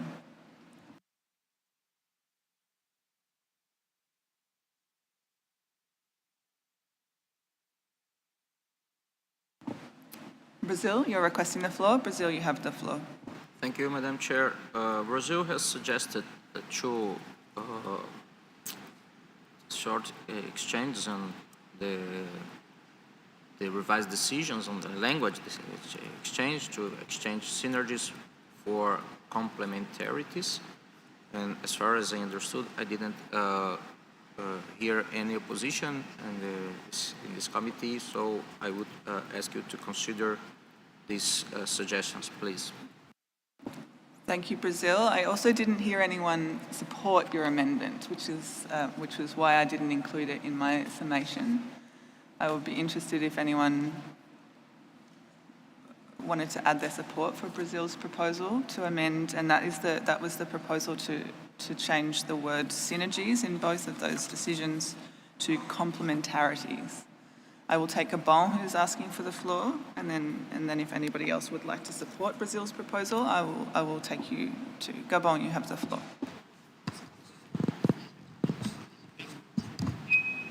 Merci, Madame la. Thank you, Madam Chair, for giving us the floor.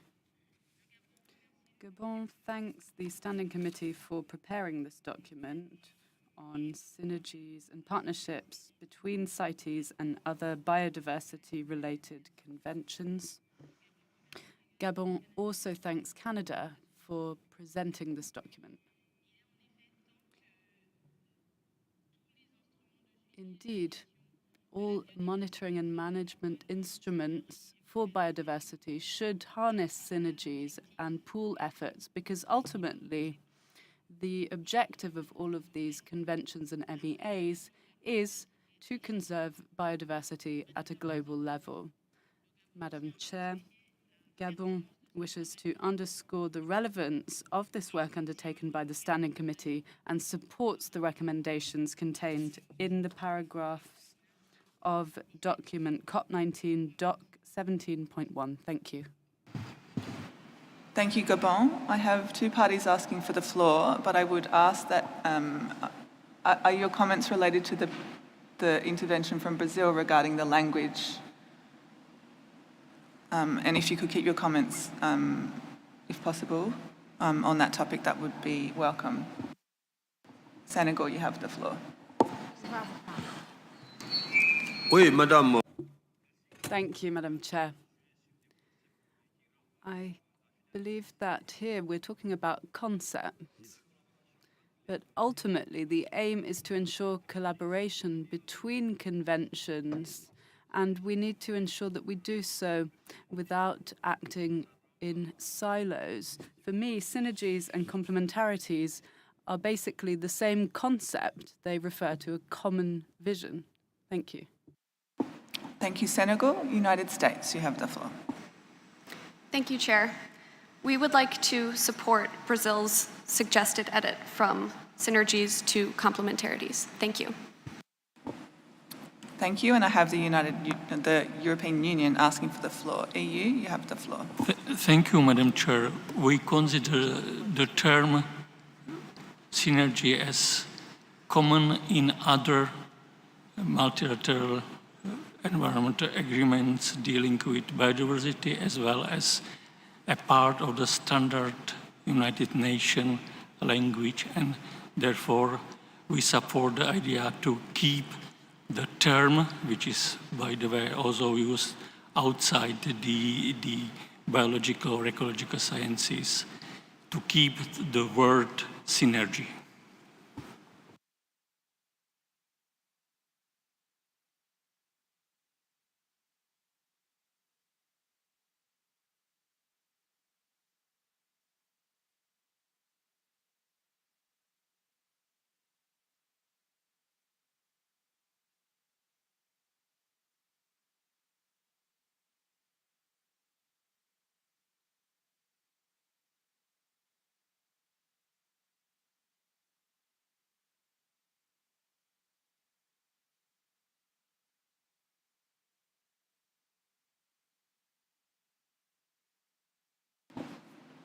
So, parties, we've heard one party in support of the amendments proposed by Brazil, one party acknowledging that they feel that it reports the same concept, and one opposing the proposal from Brazil.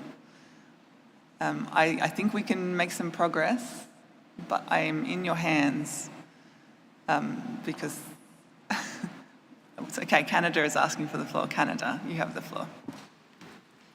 Thank you very much, Chair. So I guess I will firstly say that Canada supports the decisions as they were agreed at the Standing Committee. We are, of course, highly engaged in ensuring the delivery of a post-2020 global biodiversity framework, and we look forward to those parties who will be joining us in Montreal next month. With regard to the question from Brazil, we appreciate the intervention, but it is our preference to retain the word synergies. It is how we discussed it in the Standing Committee, and we have, in our view, a fairly strong understanding that the intent here is to look for those opportunities where mandates align and we can work in a synergistic fashion in order to create efficiencies in achieving common objectives. Thank you, Chair. Thank you, Canada, and thank you for reminding us that this is a proposal from the Standing Committee who are comfortable with the language on synergies. I see Georgia requesting the floor. Georgia, you have the floor. Thank you, Chair. If that helps, we also oppose the suggestion from Brazil. Thank you. Thank you, Georgia. So I think now I'm hearing, with the reminder from Canada, that the language on synergies is the proposed language from the Standing Committee, which has had some significant discussion. And seeing several parties opposing the amendment by Brazil and only one party supporting it, I think we will move forward, as I had proposed, to adopt the decisions in Annex 2 as they are written and proposed by the Standing Committee.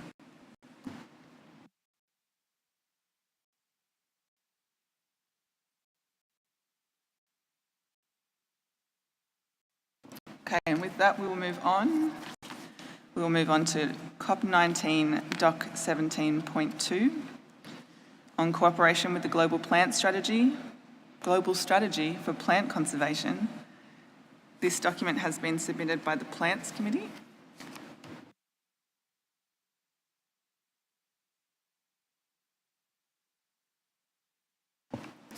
I'd like to ask the Chair of the Plants Committee to introduce the document.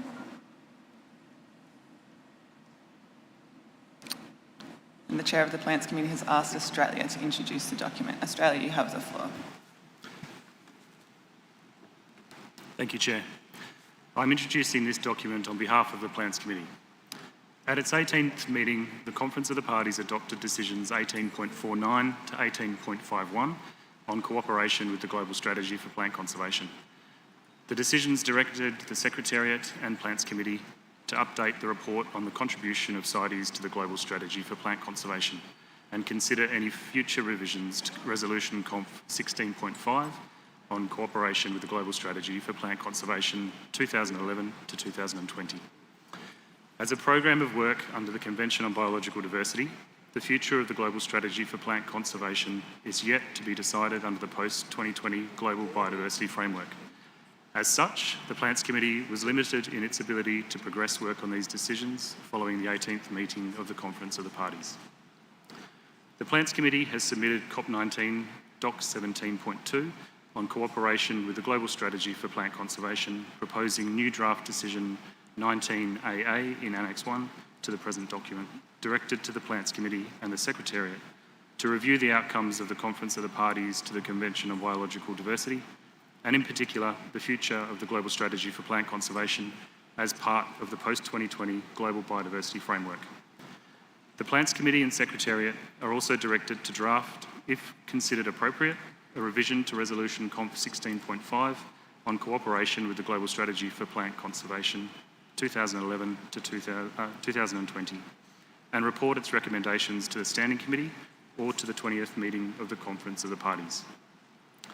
The Secretariat has provided its recommendations in the document, proposing deletion of draft decisions 18.49 to 18.51, and that the Conference of the Parties adopt draft decision 19AA. The Secretariat also proposes minor editorial amendments and a new draft decision 19BB that directs the Standing Committee to consider any report from the Plants Committee and the Secretariat and convey its recommendations on the future collaboration of CITES and the Global Strategy for Plant Conservation to the 20th meeting of the Conference of the Parties. CITES continues to play an important role in the sustainable use of plant species, and cooperation with an updated global strategy for plant conservation, once adopted, will further support efforts to conserve and sustainably use wild species of flora globally. The Plants Committee invites the Conference of the Parties to adopt the draft decisions in CoP19 Doc 17.2 so that this important global collaboration can continue for the coming decade. Thank you, Chair. Thank you, Australia. On behalf of the Plants Committee, I'll open the floor to parties. United States of America, you have the floor. Thank you, Chair. The United States supports adoption of the draft decision in document COP Doc 17.2, as well as the additional draft decision directed to the Standing Committee recommended by the Secretariat in its comments. However, we do not believe that the Plants Committee should be able to choose to report to the Standing Committee or the 20th meeting of the Conference of the Parties. Rather, the Plants Committee should report directly to the Standing Committee, and then the Standing Committee can carry the recommendation forward to the COP. We therefore recommend deletion of, quote, or the 20th meeting of the Conference of the Parties, end quote, from the draft decision 19.8a. The United States also supports the Secretariat's recommendation to delete decisions 18.49 to 18.51. Thank you. Thank you, United States. I don't have any other parties at the moment asking for the floor. So I will open to observers, if there are observers who would like to take the floor.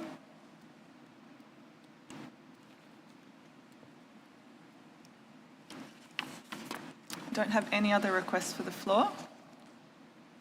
So I think committee recommends that the COP adopt the decisions in Annex 1 with the amendments proposed by the Secretariat, as well as the deletion proposed by the United States to the revised decision 19AA directed to the Plants Committee and Secretariat, which would delete in paragraph C all the text at the end of that row, or the 20th meeting of the Conference of the Parties as appropriate, and adopting the new draft decision 19BB. We also recommend the deletion of decisions 1849, 1850 and 1851.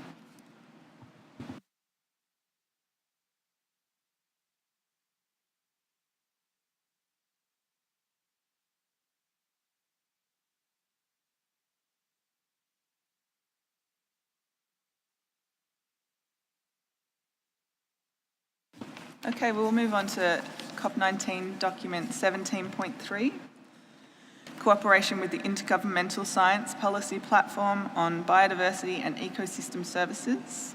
This document has been submitted by the Animals Committee and it will be introduced by the Chair.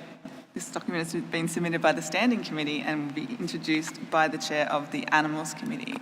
Switzerland, you have the floor. Thank you, Chair. As you mentioned, I present this document on behalf of the Standing Committee. At COP18, Resolution Conf 18.4 on the cooperation with IPBES was adopted.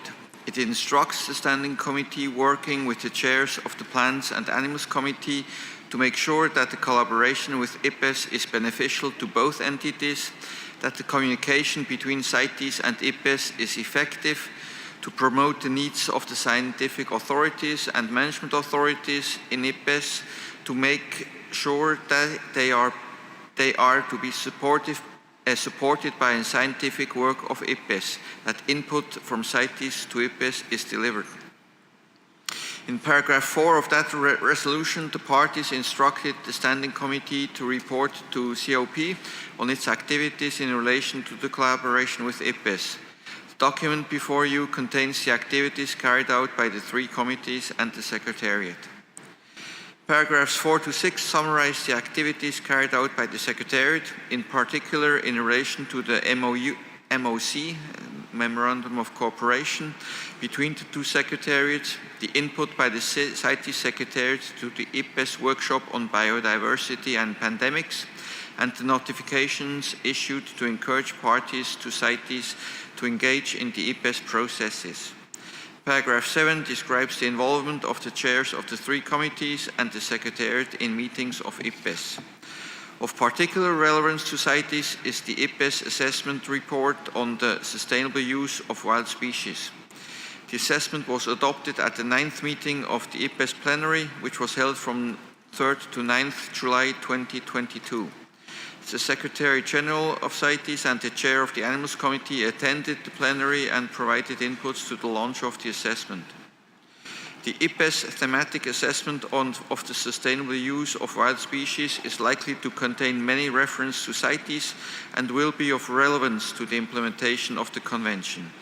Consequently, the Standing Committee proposes that the Conference of the Parties adopts the self-explanatory draft decisions in Annex 1 to the present document. Thank you, Chair. Thank you, Chair of the Animals Committee.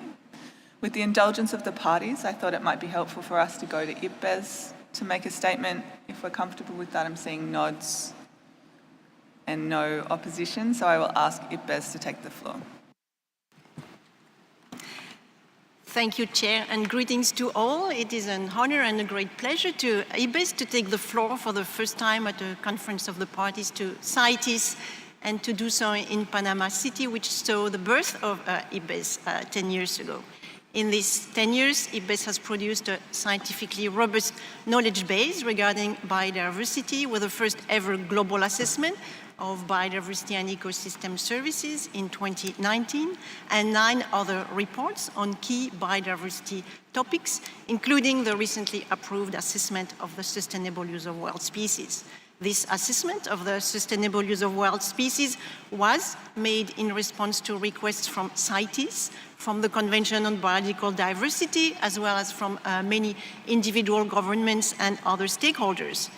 It was produced by about 100 scientists and other knowledge holders from all regions of the world, assisted by 200 contributing authors who together analyzed more than 6,000 scientific articles, as well as sources of indigenous and local knowledge. So let me quickly share 4 of the major conclusions of this report. First, The assessment showed how billions of people around the world rely on over 50,000 wild species for food, energy, medicine, and other uses, and that in both low and high income countries. 70% of the world's poor are directly dependent on wild species, and wild species are central to the identity and livelihood of indigenous people and local communities. Second, the assessment found that status and trends in the use of wild species vary depending on type and scales of use and social ecological contexts. Globally, 34% of marine wild fish are overfished, and populations of many terrestrial plants and animals are declining due to unsustainable use. But fish stocks, as well as population of terrestrial plants and animals, are also increasing where there are robust management systems. So third, what drives unsustainable uses? Well, global trade has been a major driver of increased use over the past 40 years and leads to unsustainable use when not properly managed. Illegal harvesting and trade in wild species are another driver of unsustainable use. Future scenarios indicate that growing human populations and associated consumption will result in greater pressure on the use of wild species, and that this will be exacerbated by climate change. So fourth, the report pays a lot of attention to options for action and concludes that effective policies and tools exist and are most effective when they pay attention not only to the ecological context, but also to the social and cultural context in which they are applied. They are most effective when they support fairness, rights, and equity, and when they are supported by robust and adaptive institutions which are inclusive and include participatory mechanisms. And it further notes that indicators of sustainable use of wild species are poorly developed in global indicators such as those used for the Sustainable Development Goals, and that they in particular fail to capture key social ecological linkages which could inform on actual sustainable use of wild species. Long-term monitoring is essential, but is limited and lacking for many species. And then finally, and importantly, the report also notes that there is much to learn from indigenous people and local communities who continue to fish, to gather and hunt on lands that coincide with approximately 40% of high biodiversity conserved areas in 87 countries around the globe. This sustainability is the result of indigenous knowledge, practices, and rules that have enabled sustainable use for generations, including monitoring and mechanisms for adaptive management. So to conclude, IBES hopes that this report and its other reports will form a relevant contribution to your work, to inform the work of CITES, and IBES very much looks forward to continued collaboration with CITES. Thank you very much. Thank you, IBES. I'd like to open the floor to parties. We are asked to note the report and to consider the draft decisions in Annex 1. Japan, you have the floor. Thank you, Madam Chair. Japan welcomes the systematic assessment of the sustainable use of wild species of the IPBES, which compiled the latest available scientific knowledge, and appreciates many experts who dedicate for this important work. In its relation to CITES, attention should be paid to key messages of summary policymakers, especially Section C, that is, key elements and conditions for sustainable use of wild species, and Chapter 4 of the assessment. Because assessment provides CITES a community with important insights, including social and ecological contexts, to be considered in order to ensure sustainable use of wild species for their conservation. Therefore, we support adaptation of the draft decisions contained in Annex 1 to the present document to make full use of the assessment through reviewing and consider necessary actions by the CITES committees as proposed. Thank you. Thank you, Japan. I will take New Zealand, followed by the European Union, and followed by Norway. So New Zealand, you have the floor. Thank you, Chair. New Zealand thanks the Standing Committee for this document, and we welcome the IPBES thematic study. New Zealand is actively engaged in both CITES and IPBES, and we support the decisions that are proposed in this document. We note that the IPBES thematic assessment on sustainable use and conservation of biodiversity and strengthening capacities and tools is available now, and the process set out in the decisions providing for the review of the study will not conclude until COP20. In our view, the consideration of the report by parties need not wait until CITES COP20, and we suggest an additional decision is included, directed to parties, inviting them to consider the key messages and elements of the document in line with the Secretariat's comments. Thank you. Thank you, New Zealand. I see the European Union. Thank you, Madam Chair. I'm speaking on behalf of the European Union and its member states. First of all, we thank the Secretariat and the Standing Committee for the document, and also thank the chairs of the Standing Committee, Animals Committee and Plants Committee for representation of the Convention in the launch of the assessment report on sustainable use of wild species at 19th plenary of IPBES, which was held last July in Bonn, and also for submitting the report of the Standing Committee work on IPBES. We consider IPBES as a really important bridge between science and policy, acting reasonably in the interface between these two activities.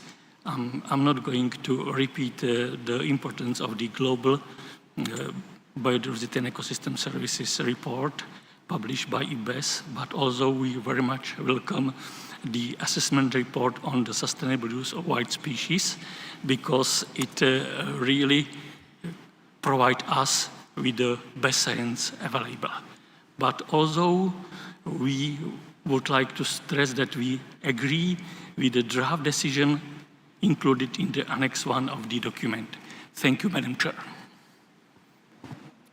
Thank you, European Union. I see Norway. Thank you, Madam Chair. We want to thank the Standing Committee for the submission of this document, and we'd like to highlight the importance of the continued cooperation between CITES and IPBES. And we would like to echo the view expressed by the Japanese delegation, and we support the adoption of the decisions as found in Annex 1 to this document. Thank you. Thank you, Norway. I'm going to open the floor to observers, but just noting that we have a proposal from New Zealand for an additional decision. I'm interested in views on that, and if anyone has any suggested language. So this is a proposal from New Zealand for a decision directed to the parties, inviting the parties to consider the best thematic assessment, rather than waiting for the Animals and Plants Committees and the Standing Committee to consider it and report to COP20. I'd welcome any suggestions on that. While parties are mulling that, perhaps I will take some observers. So I see HSI. HSI, you have the floor.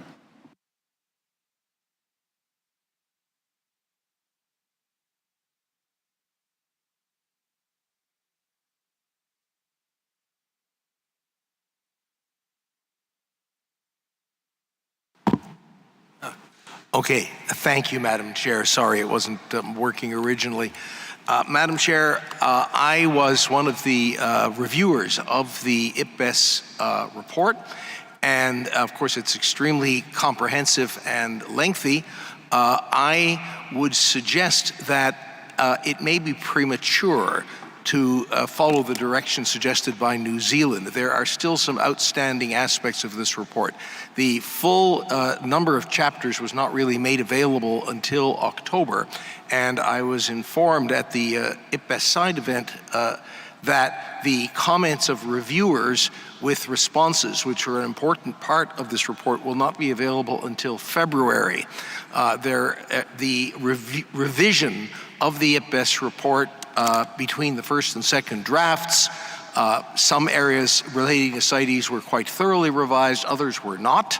And I think that it would be unwise to look too much at the final, at what we have currently in front of us, until the technical committees have had a chance to review the entire document, including the comments and responses made by reviewers, to determine if all aspects of it are appropriate for this convention. Thank you, Madam Chair. Thank you, HSI. I have the United States asking for the floor, so I'll go to them. United States, you have the floor. Thank you, Chair. The United States takes note of the document and supports the draft decisions in Annex 1. We appreciate the work of the Secretariat, the Standing Committee, and the Animals and Plants Committees in engaging and ensuring that CITES interests are considered in IPBES discussions. Continued coordination between CITES and IPBES is important, and we encourage CITES to continue this activity in a manner that benefits and does not detract from core CITES work. The United States supports the review of the scientific aspect of the IPBES thematic assessment of the sustainable use of wild species and the consideration of their relevance to the implementation of the convention. The United States also supports the dissemination of the results of their review and any additional or associated recommendations as appropriate to the Standing Committee. So that is to say, that with respect to the proposal from New Zealand, we support the original decisions as drafted so that the technical committees can review it beforehand. Thank you. Thank you, United States, and thank you for reflecting on the point that I made about New Zealand's proposal. I'm not seeing any other requests for the floor, so I'm going to take that as we note New Zealand's suggestion, but we do not adopt a new decision direct to the parties. So seeing nobody objecting with that way forward, I'm proposing that Committee 2 recommends that the Conference of Parties notes the document and adopts the draft decisions contained in Annex 1 to the present document as written.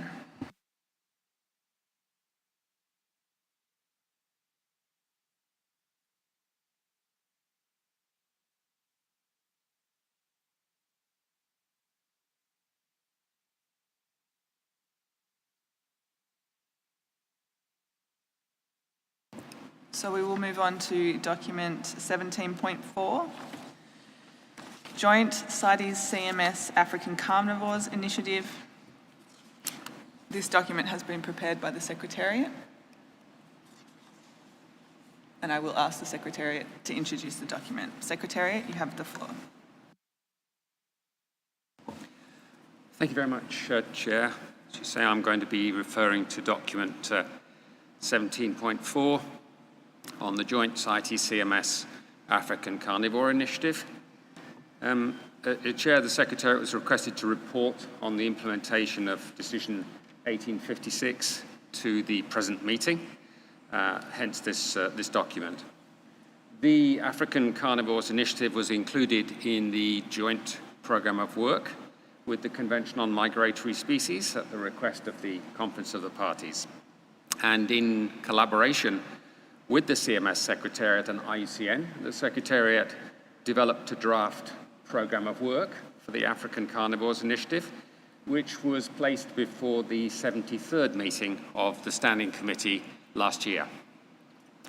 The Standing Committee subsequently agreed to a programme of work through an intersessional decision-making process on the 13th of September last year, and we circulated the final draft programme of work in a notification to the parties after that. The draft programme of work was then submitted to the CMS Standing Committee, and it was agreed there as well, and so it's now ready for implementation. With COVID travel restrictions largely lifted, we've been in discussions with our colleagues in the CMS Secretariat about holding a second African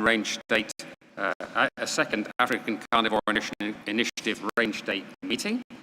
And with funding from the CMS side and from the CITES side provided by Switzerland and the European Union, for which we record our grateful thanks, we're looking to hold this workshop in April next year.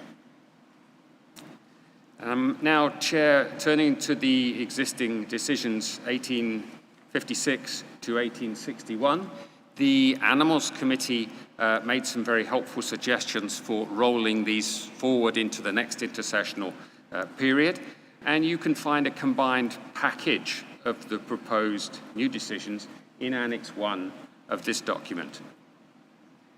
Now, the aim of these revised decisions is to use the platform of the African Carnivores Initiative to drive forward the implementation of relevant COP resolutions and decisions relating to African carnivores. And I should add, to support recommendations and decisions of the Convention on Migratory Species with regard to these species. So, synergy between biodiversity MEAs in action, if you will.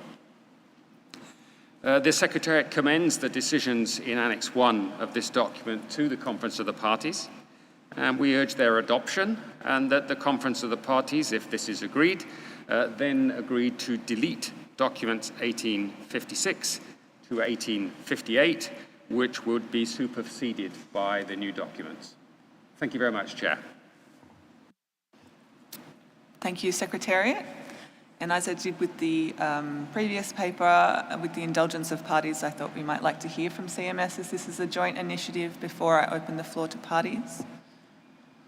CMS, if you're prepared to take the floor, we would welcome you. Thank you, CMS. You have the floor. Thank you very much, Chair. The CMS Secretariat would like to thank the CITES Secretariat for the comprehensive report on the joint CITES-CMS African Carnivores Initiative and the recommendations contained in the document before us, which the CMS Secretariat fully supports. Just like our colleagues from the CITES Secretariat, we would further like to take this opportunity to acknowledge the generous funding from the European Union and Switzerland received by the CITES Secretariat towards the African Carnivores Initiative, including funding towards the second African ACI Range States meeting. Together with funding received by the CMS Secretariat from the Federal Government of Belgium and the Flemish Government, as well as Switzerland, there is now sufficient funding available to convene a second ACI Range State meeting, as called for in the ACI Program of Work, which was approved by both conventions standing committees last year, as we have heard already. This meeting of the ACI will provide an opportunity for the ACI range states to prioritize the activities contained in the Program of Work, to explore a governance and administrative structure, including options for funding of the ACI, to take stock of completed or ongoing activities that already contribute to the implementation of the ACI Program of Work, and review the roadmap for the conservation of the leopard in Africa, as well as the guidelines for the conservation of lions in Africa. The CMS Secretariat is looking forward to jointly organizing this meeting with the CITES Secretariat in April 2023. Thank you. Thank you, CMS. So I open the floor to parties.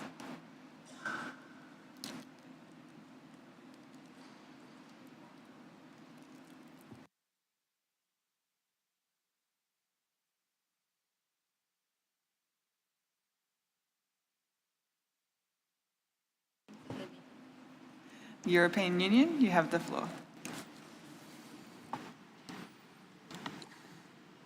Thank you, Madam Chair.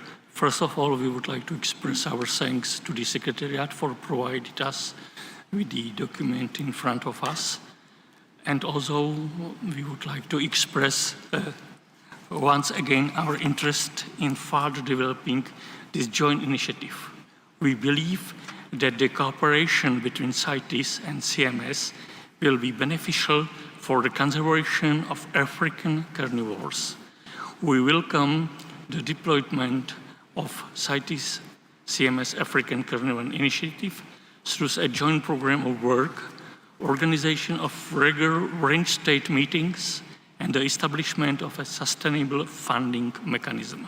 Finally, we support the amendment to the draft decision 19AA to ensure that Animals Committee is actively consulted regarding the activities and outputs of the initiative as suggested by the Animals Committee and several observer organizations at the last Standing Committee meeting. Thank you very much, Madam Chair. Thank you, European Union. Brazil, you have the floor. Thank you, Madam Chair, for giving me the floor. And for the sake of our time, Brazil will refrain from raising again the discussion on replacing synergies with complementarities, as we have already done in relation to document 17.1. We just want to mention in this regard that in our view, synergies and complementarities are different concepts. The idea of synergies can lead to actions that go beyond the mandate of each of the agreements to which we are all parties. And this is not desirable, nor even allowed.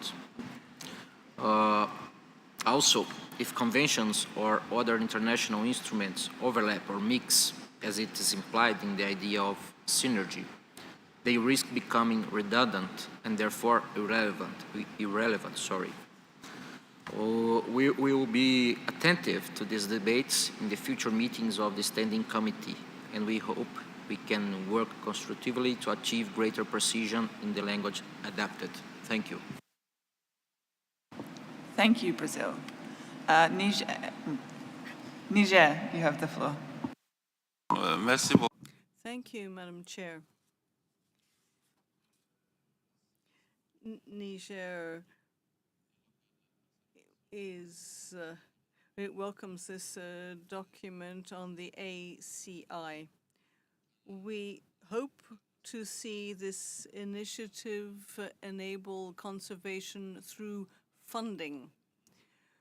We hope that there will be sustainable funding made available in order to ensure the conservation of these species. Thank you, Madam. Thank you, Niger. I'm looking to see if there are any other parties who might be seeking the floor on this one.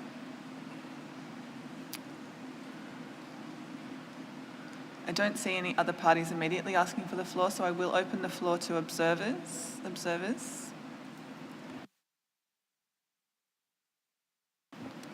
I see Conservation Force asking for the floor. Conservation Force, you have the floor. Thank you, Madam Chair. Being our first intervention, let me congratulate you for the way you are conducting this meeting, and also thanking the government of Panama and the people of Panama for the exquisite hospitality. I will be quite brief, Madam Chair. We still maintain some doubts about this initiative, especially on the CMS listed carnivores, because we do not believe that crossing international borders is a scientific reason to list a species as migratory. We have severe doubts, and as you know, some African parties have lodged reservation on this listing. The second thing, Madam Chair, is that we really do hope that this initiative will use a bottom-up approach, in the sense that the needs of the African range states come as a priority and not as one of the least things to be seen. So we really would like to see a need assessment on the conservation needs of the species, a need assessment of the range states before conducting any work on this. Thank you, Madam Chair. Thank you, Conservation Force. I will take one moment to see if there's any other speakers. Not having any other speakers. Committee 2 adopts the existing, revised and new draft decisions on the joint CITES CMS African Carnivores Initiative contained in Annex 1 to the present document, and we recommend the deletion of decisions 18.56 to 18.58 on joint CITES CMS African Carnivores Initiative.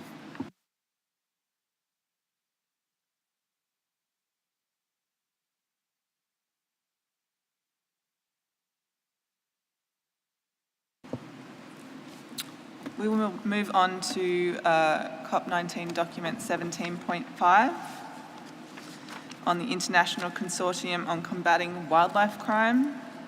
This document has been prepared by the Secretariat, so I'll ask the Secretariat to introduce it. Secretariat, you have the floor. Thank you, Chair. The document was prepared by the Secretariat and reports on the implementation of Resolution Conf 11.3, Rev CoP18, paragraph 9b, and Decision 1813. It provides an overview of the broad range of activities conducted under the auspices of IQIC, the collaborative effort established in 2010 between the CITES Secretariat, Interpol, UNODC, the World Bank, and the WCO. In the interest of time, I will not go into detail, and the document includes a broad range of activities conducted as per the focus areas of the strategic program, and details how IQIC has been engaging and working with parties globally to combat wildlife crime. A side event was organized on 15th of November, and another will be organized on 17 November to highlight some examples of operational support and new and enhanced tools and services, such as the second edition of the IQIC Toolkit, which is available as Information Document 26. In addition to what is reported in the document, the new IQIC website will be launched at tomorrow's side event also. The document also includes an update on the IQIC Vision 2030, which will guide the work of the consortium in the decade to come. The vision takes into account the over 70 responses received to Notification 2021 number 14, issued by the Secretariat to consult with parties and other stakeholders on the development of IQIC's future program of work. It was also refined based on additional consultations in September 2021 and September 2022. The Secretariat thanks all parties that provided feedback throughout this process. The vision and its associated strategic action plan for 2023-2026 are available as Information Document 25 and will be launched at a side event on 18 November. Feedback received from parties that benefited from IQIC support highlights that the broad range of tools, services, support, and capacity building activities provided by the consortium continues to be well received and are delivering positive results. This work would have not been possible without strong donor support, and on behalf of IQIC, the Secretariat thanks the European Union, France, Germany, Monaco, the United Kingdom of Great Britain and Northern Ireland, and the United States of America. Contributions from the Hong Kong Special Administrative Region of China, Norway, and the United States of America to the Secretariat also contributed to the work and coordination of IQIC. IQIC stands ready to continue to engage with parties in the decade to come, and the Conference of the Parties is invited to adopt draft decisions contained in Annex 1 and delete Decision 1813. Thank you, Chair. Thank you, Secretariat. So the floor is open for parties.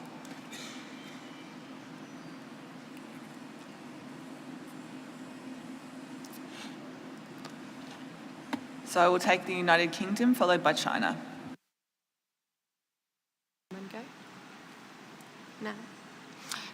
The UK would like to thank the Secretariat for preparing this document and providing an update on IQIC activities and the 2030 vision. The illegal wildlife trade undermines our collective efforts at CITES to ensure that the international trade of flora and fauna is both legal and sustainable. Therefore, we welcome the consortium's role in mobilising international efforts to combat wildlife crime, underpinned by providing the tools, services and technical support needed to address these. The UK is a proud supporter of the current IQIC strategic programme and commends the progress made by the consortium set out in the working document. Tools such as the IQIC Indicator Framework and the IQIC Wildlife and Forest Crime Analytic Toolkit can assist parties and non-state actors to identify gaps in resources in responses to wildlife and forestry crime. The UK itself was pleased to undertake the IQIC Toolkit assessment in 2021. The systematic use of these tools should be promoted to support a move towards more well-rounded and comprehensive evaluation of effective interventions. In this regard, the UK has submitted an information document 80 to highlight challenges with over-reliance on seizure data. Looking to the 2030 vision, we fully support the 5 identified critical outcomes of reducing opportunity and increasing deterrence, detection, disruption, underpinned by evidence-based action, knowledge exchange, and collaboration. Monitoring, evaluating, and learning from our efforts is key to ensuring that we move more quickly towards our shared goals.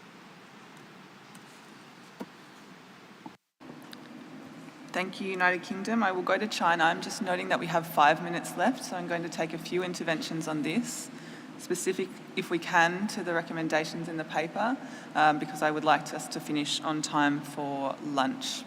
China, you have the floor. Thank you, Madam Chair.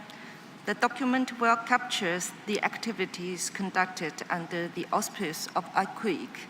The positive law enforcement results could not be achieved without the joint efforts from the countries and the regions.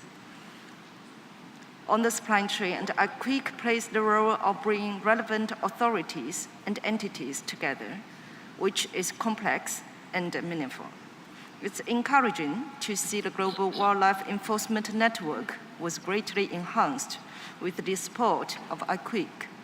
Among it, China also played its part. In addition to Mekong Dragon operations, Ministry of Public Security of China, the headquarters of police, initiated an Interpol to launch the Operation Golden Strike, addressing illicit wildlife trafficking, in which we not only rule on the criminals, but also provide financial support to Interpol. China welcomes the continuation efforts by IQIC. Therefore, we support the adoption of the draft decision 19AA to 19BB of document 19.5 and delete decision 18.13. Thank you, Madam Chair. Thank you, China, and thank you for being brief. I will take 1 or 2 more interventions. I do have more parties than that asking for the floor. And I will just, what I'm hearing in this discussion is that we are supportive of the recommendations. So I will take Norway, and then I'll consider our time. But please keep your interventions to less than a minute. Thank you, Chair, and thank you for the Secretariat for the submission of this document. We support the adoption of the decisions as found in Annex 1 and the deletion of Decision 18.13. Thank you. Thank you, Norway. I will take the United States. Thank you, Chair. The United States supports the recommendations provided by the Secretariat. We are encouraged by the overwhelming support the IQIC has received and the work the Secretariat and the IQIC have already completed. The United States would like to encourage engagement of IQIC partners with the U.S. Fish and Wildlife Service Office of Law Enforcement Attachés, who engage directly with host country and regional law enforcement authorities to initiate and foster transnational investigations to combat wildlife trafficking. The U.S. Department of State also has a history of longstanding support to IQIC partners to address wildlife trafficking globally by strengthening global and regional wildlife enforcement networks and interoperability of wildlife enforcement networks, or WENs. We've provided financial assistance to the IQIC since 2010, and we have funded the convening of 4 global meetings of wildlife enforcement networks, the 4th of which will be held on the margins of this COP. Our efforts to strengthen the IQIC to coordinate and support global wildlife enforcement build on the work of a wide range of U.S. agencies in line with our whole-of-government approach to combating wildlife trafficking. The U.S. will continue to support capacity building and law enforcement efforts to end wildlife trafficking and commends the efforts of the Secretariat. Thank you. Thank you, United States. I have 2 more parties asking for the floor. I would like to take 1 observer. I will get the European Union and I will have Niger, and then I will take 1 observer. But please just keep your comments to the recommendations if we can, so that we can give our interpreters their lunch break. European Union, you have the floor. Thank you, Chair. Very briefly, we support the recommendations and we appreciate the work of IQIC.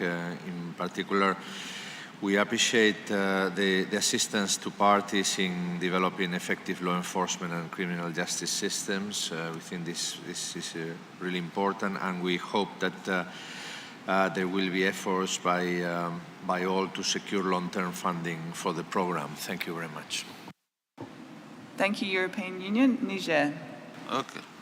Merci beaucoup. Thank you, Madam. Niger wanted to take this opportunity that West Africa has developed a regional strategy to combat wildlife crime.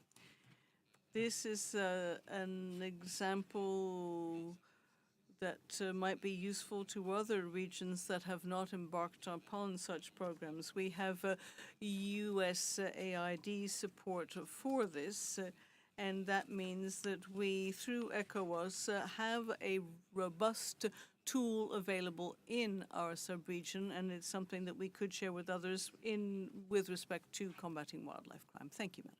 Thank you, Niger. As I've said, I will take one observer. So the floor is open for observers. We really do need to finish. It is exactly lunchtime. Not seeing any observers asking for the floor. Excellent. Guinea, you are asking for the floor. Do you have a very, very brief statement to make?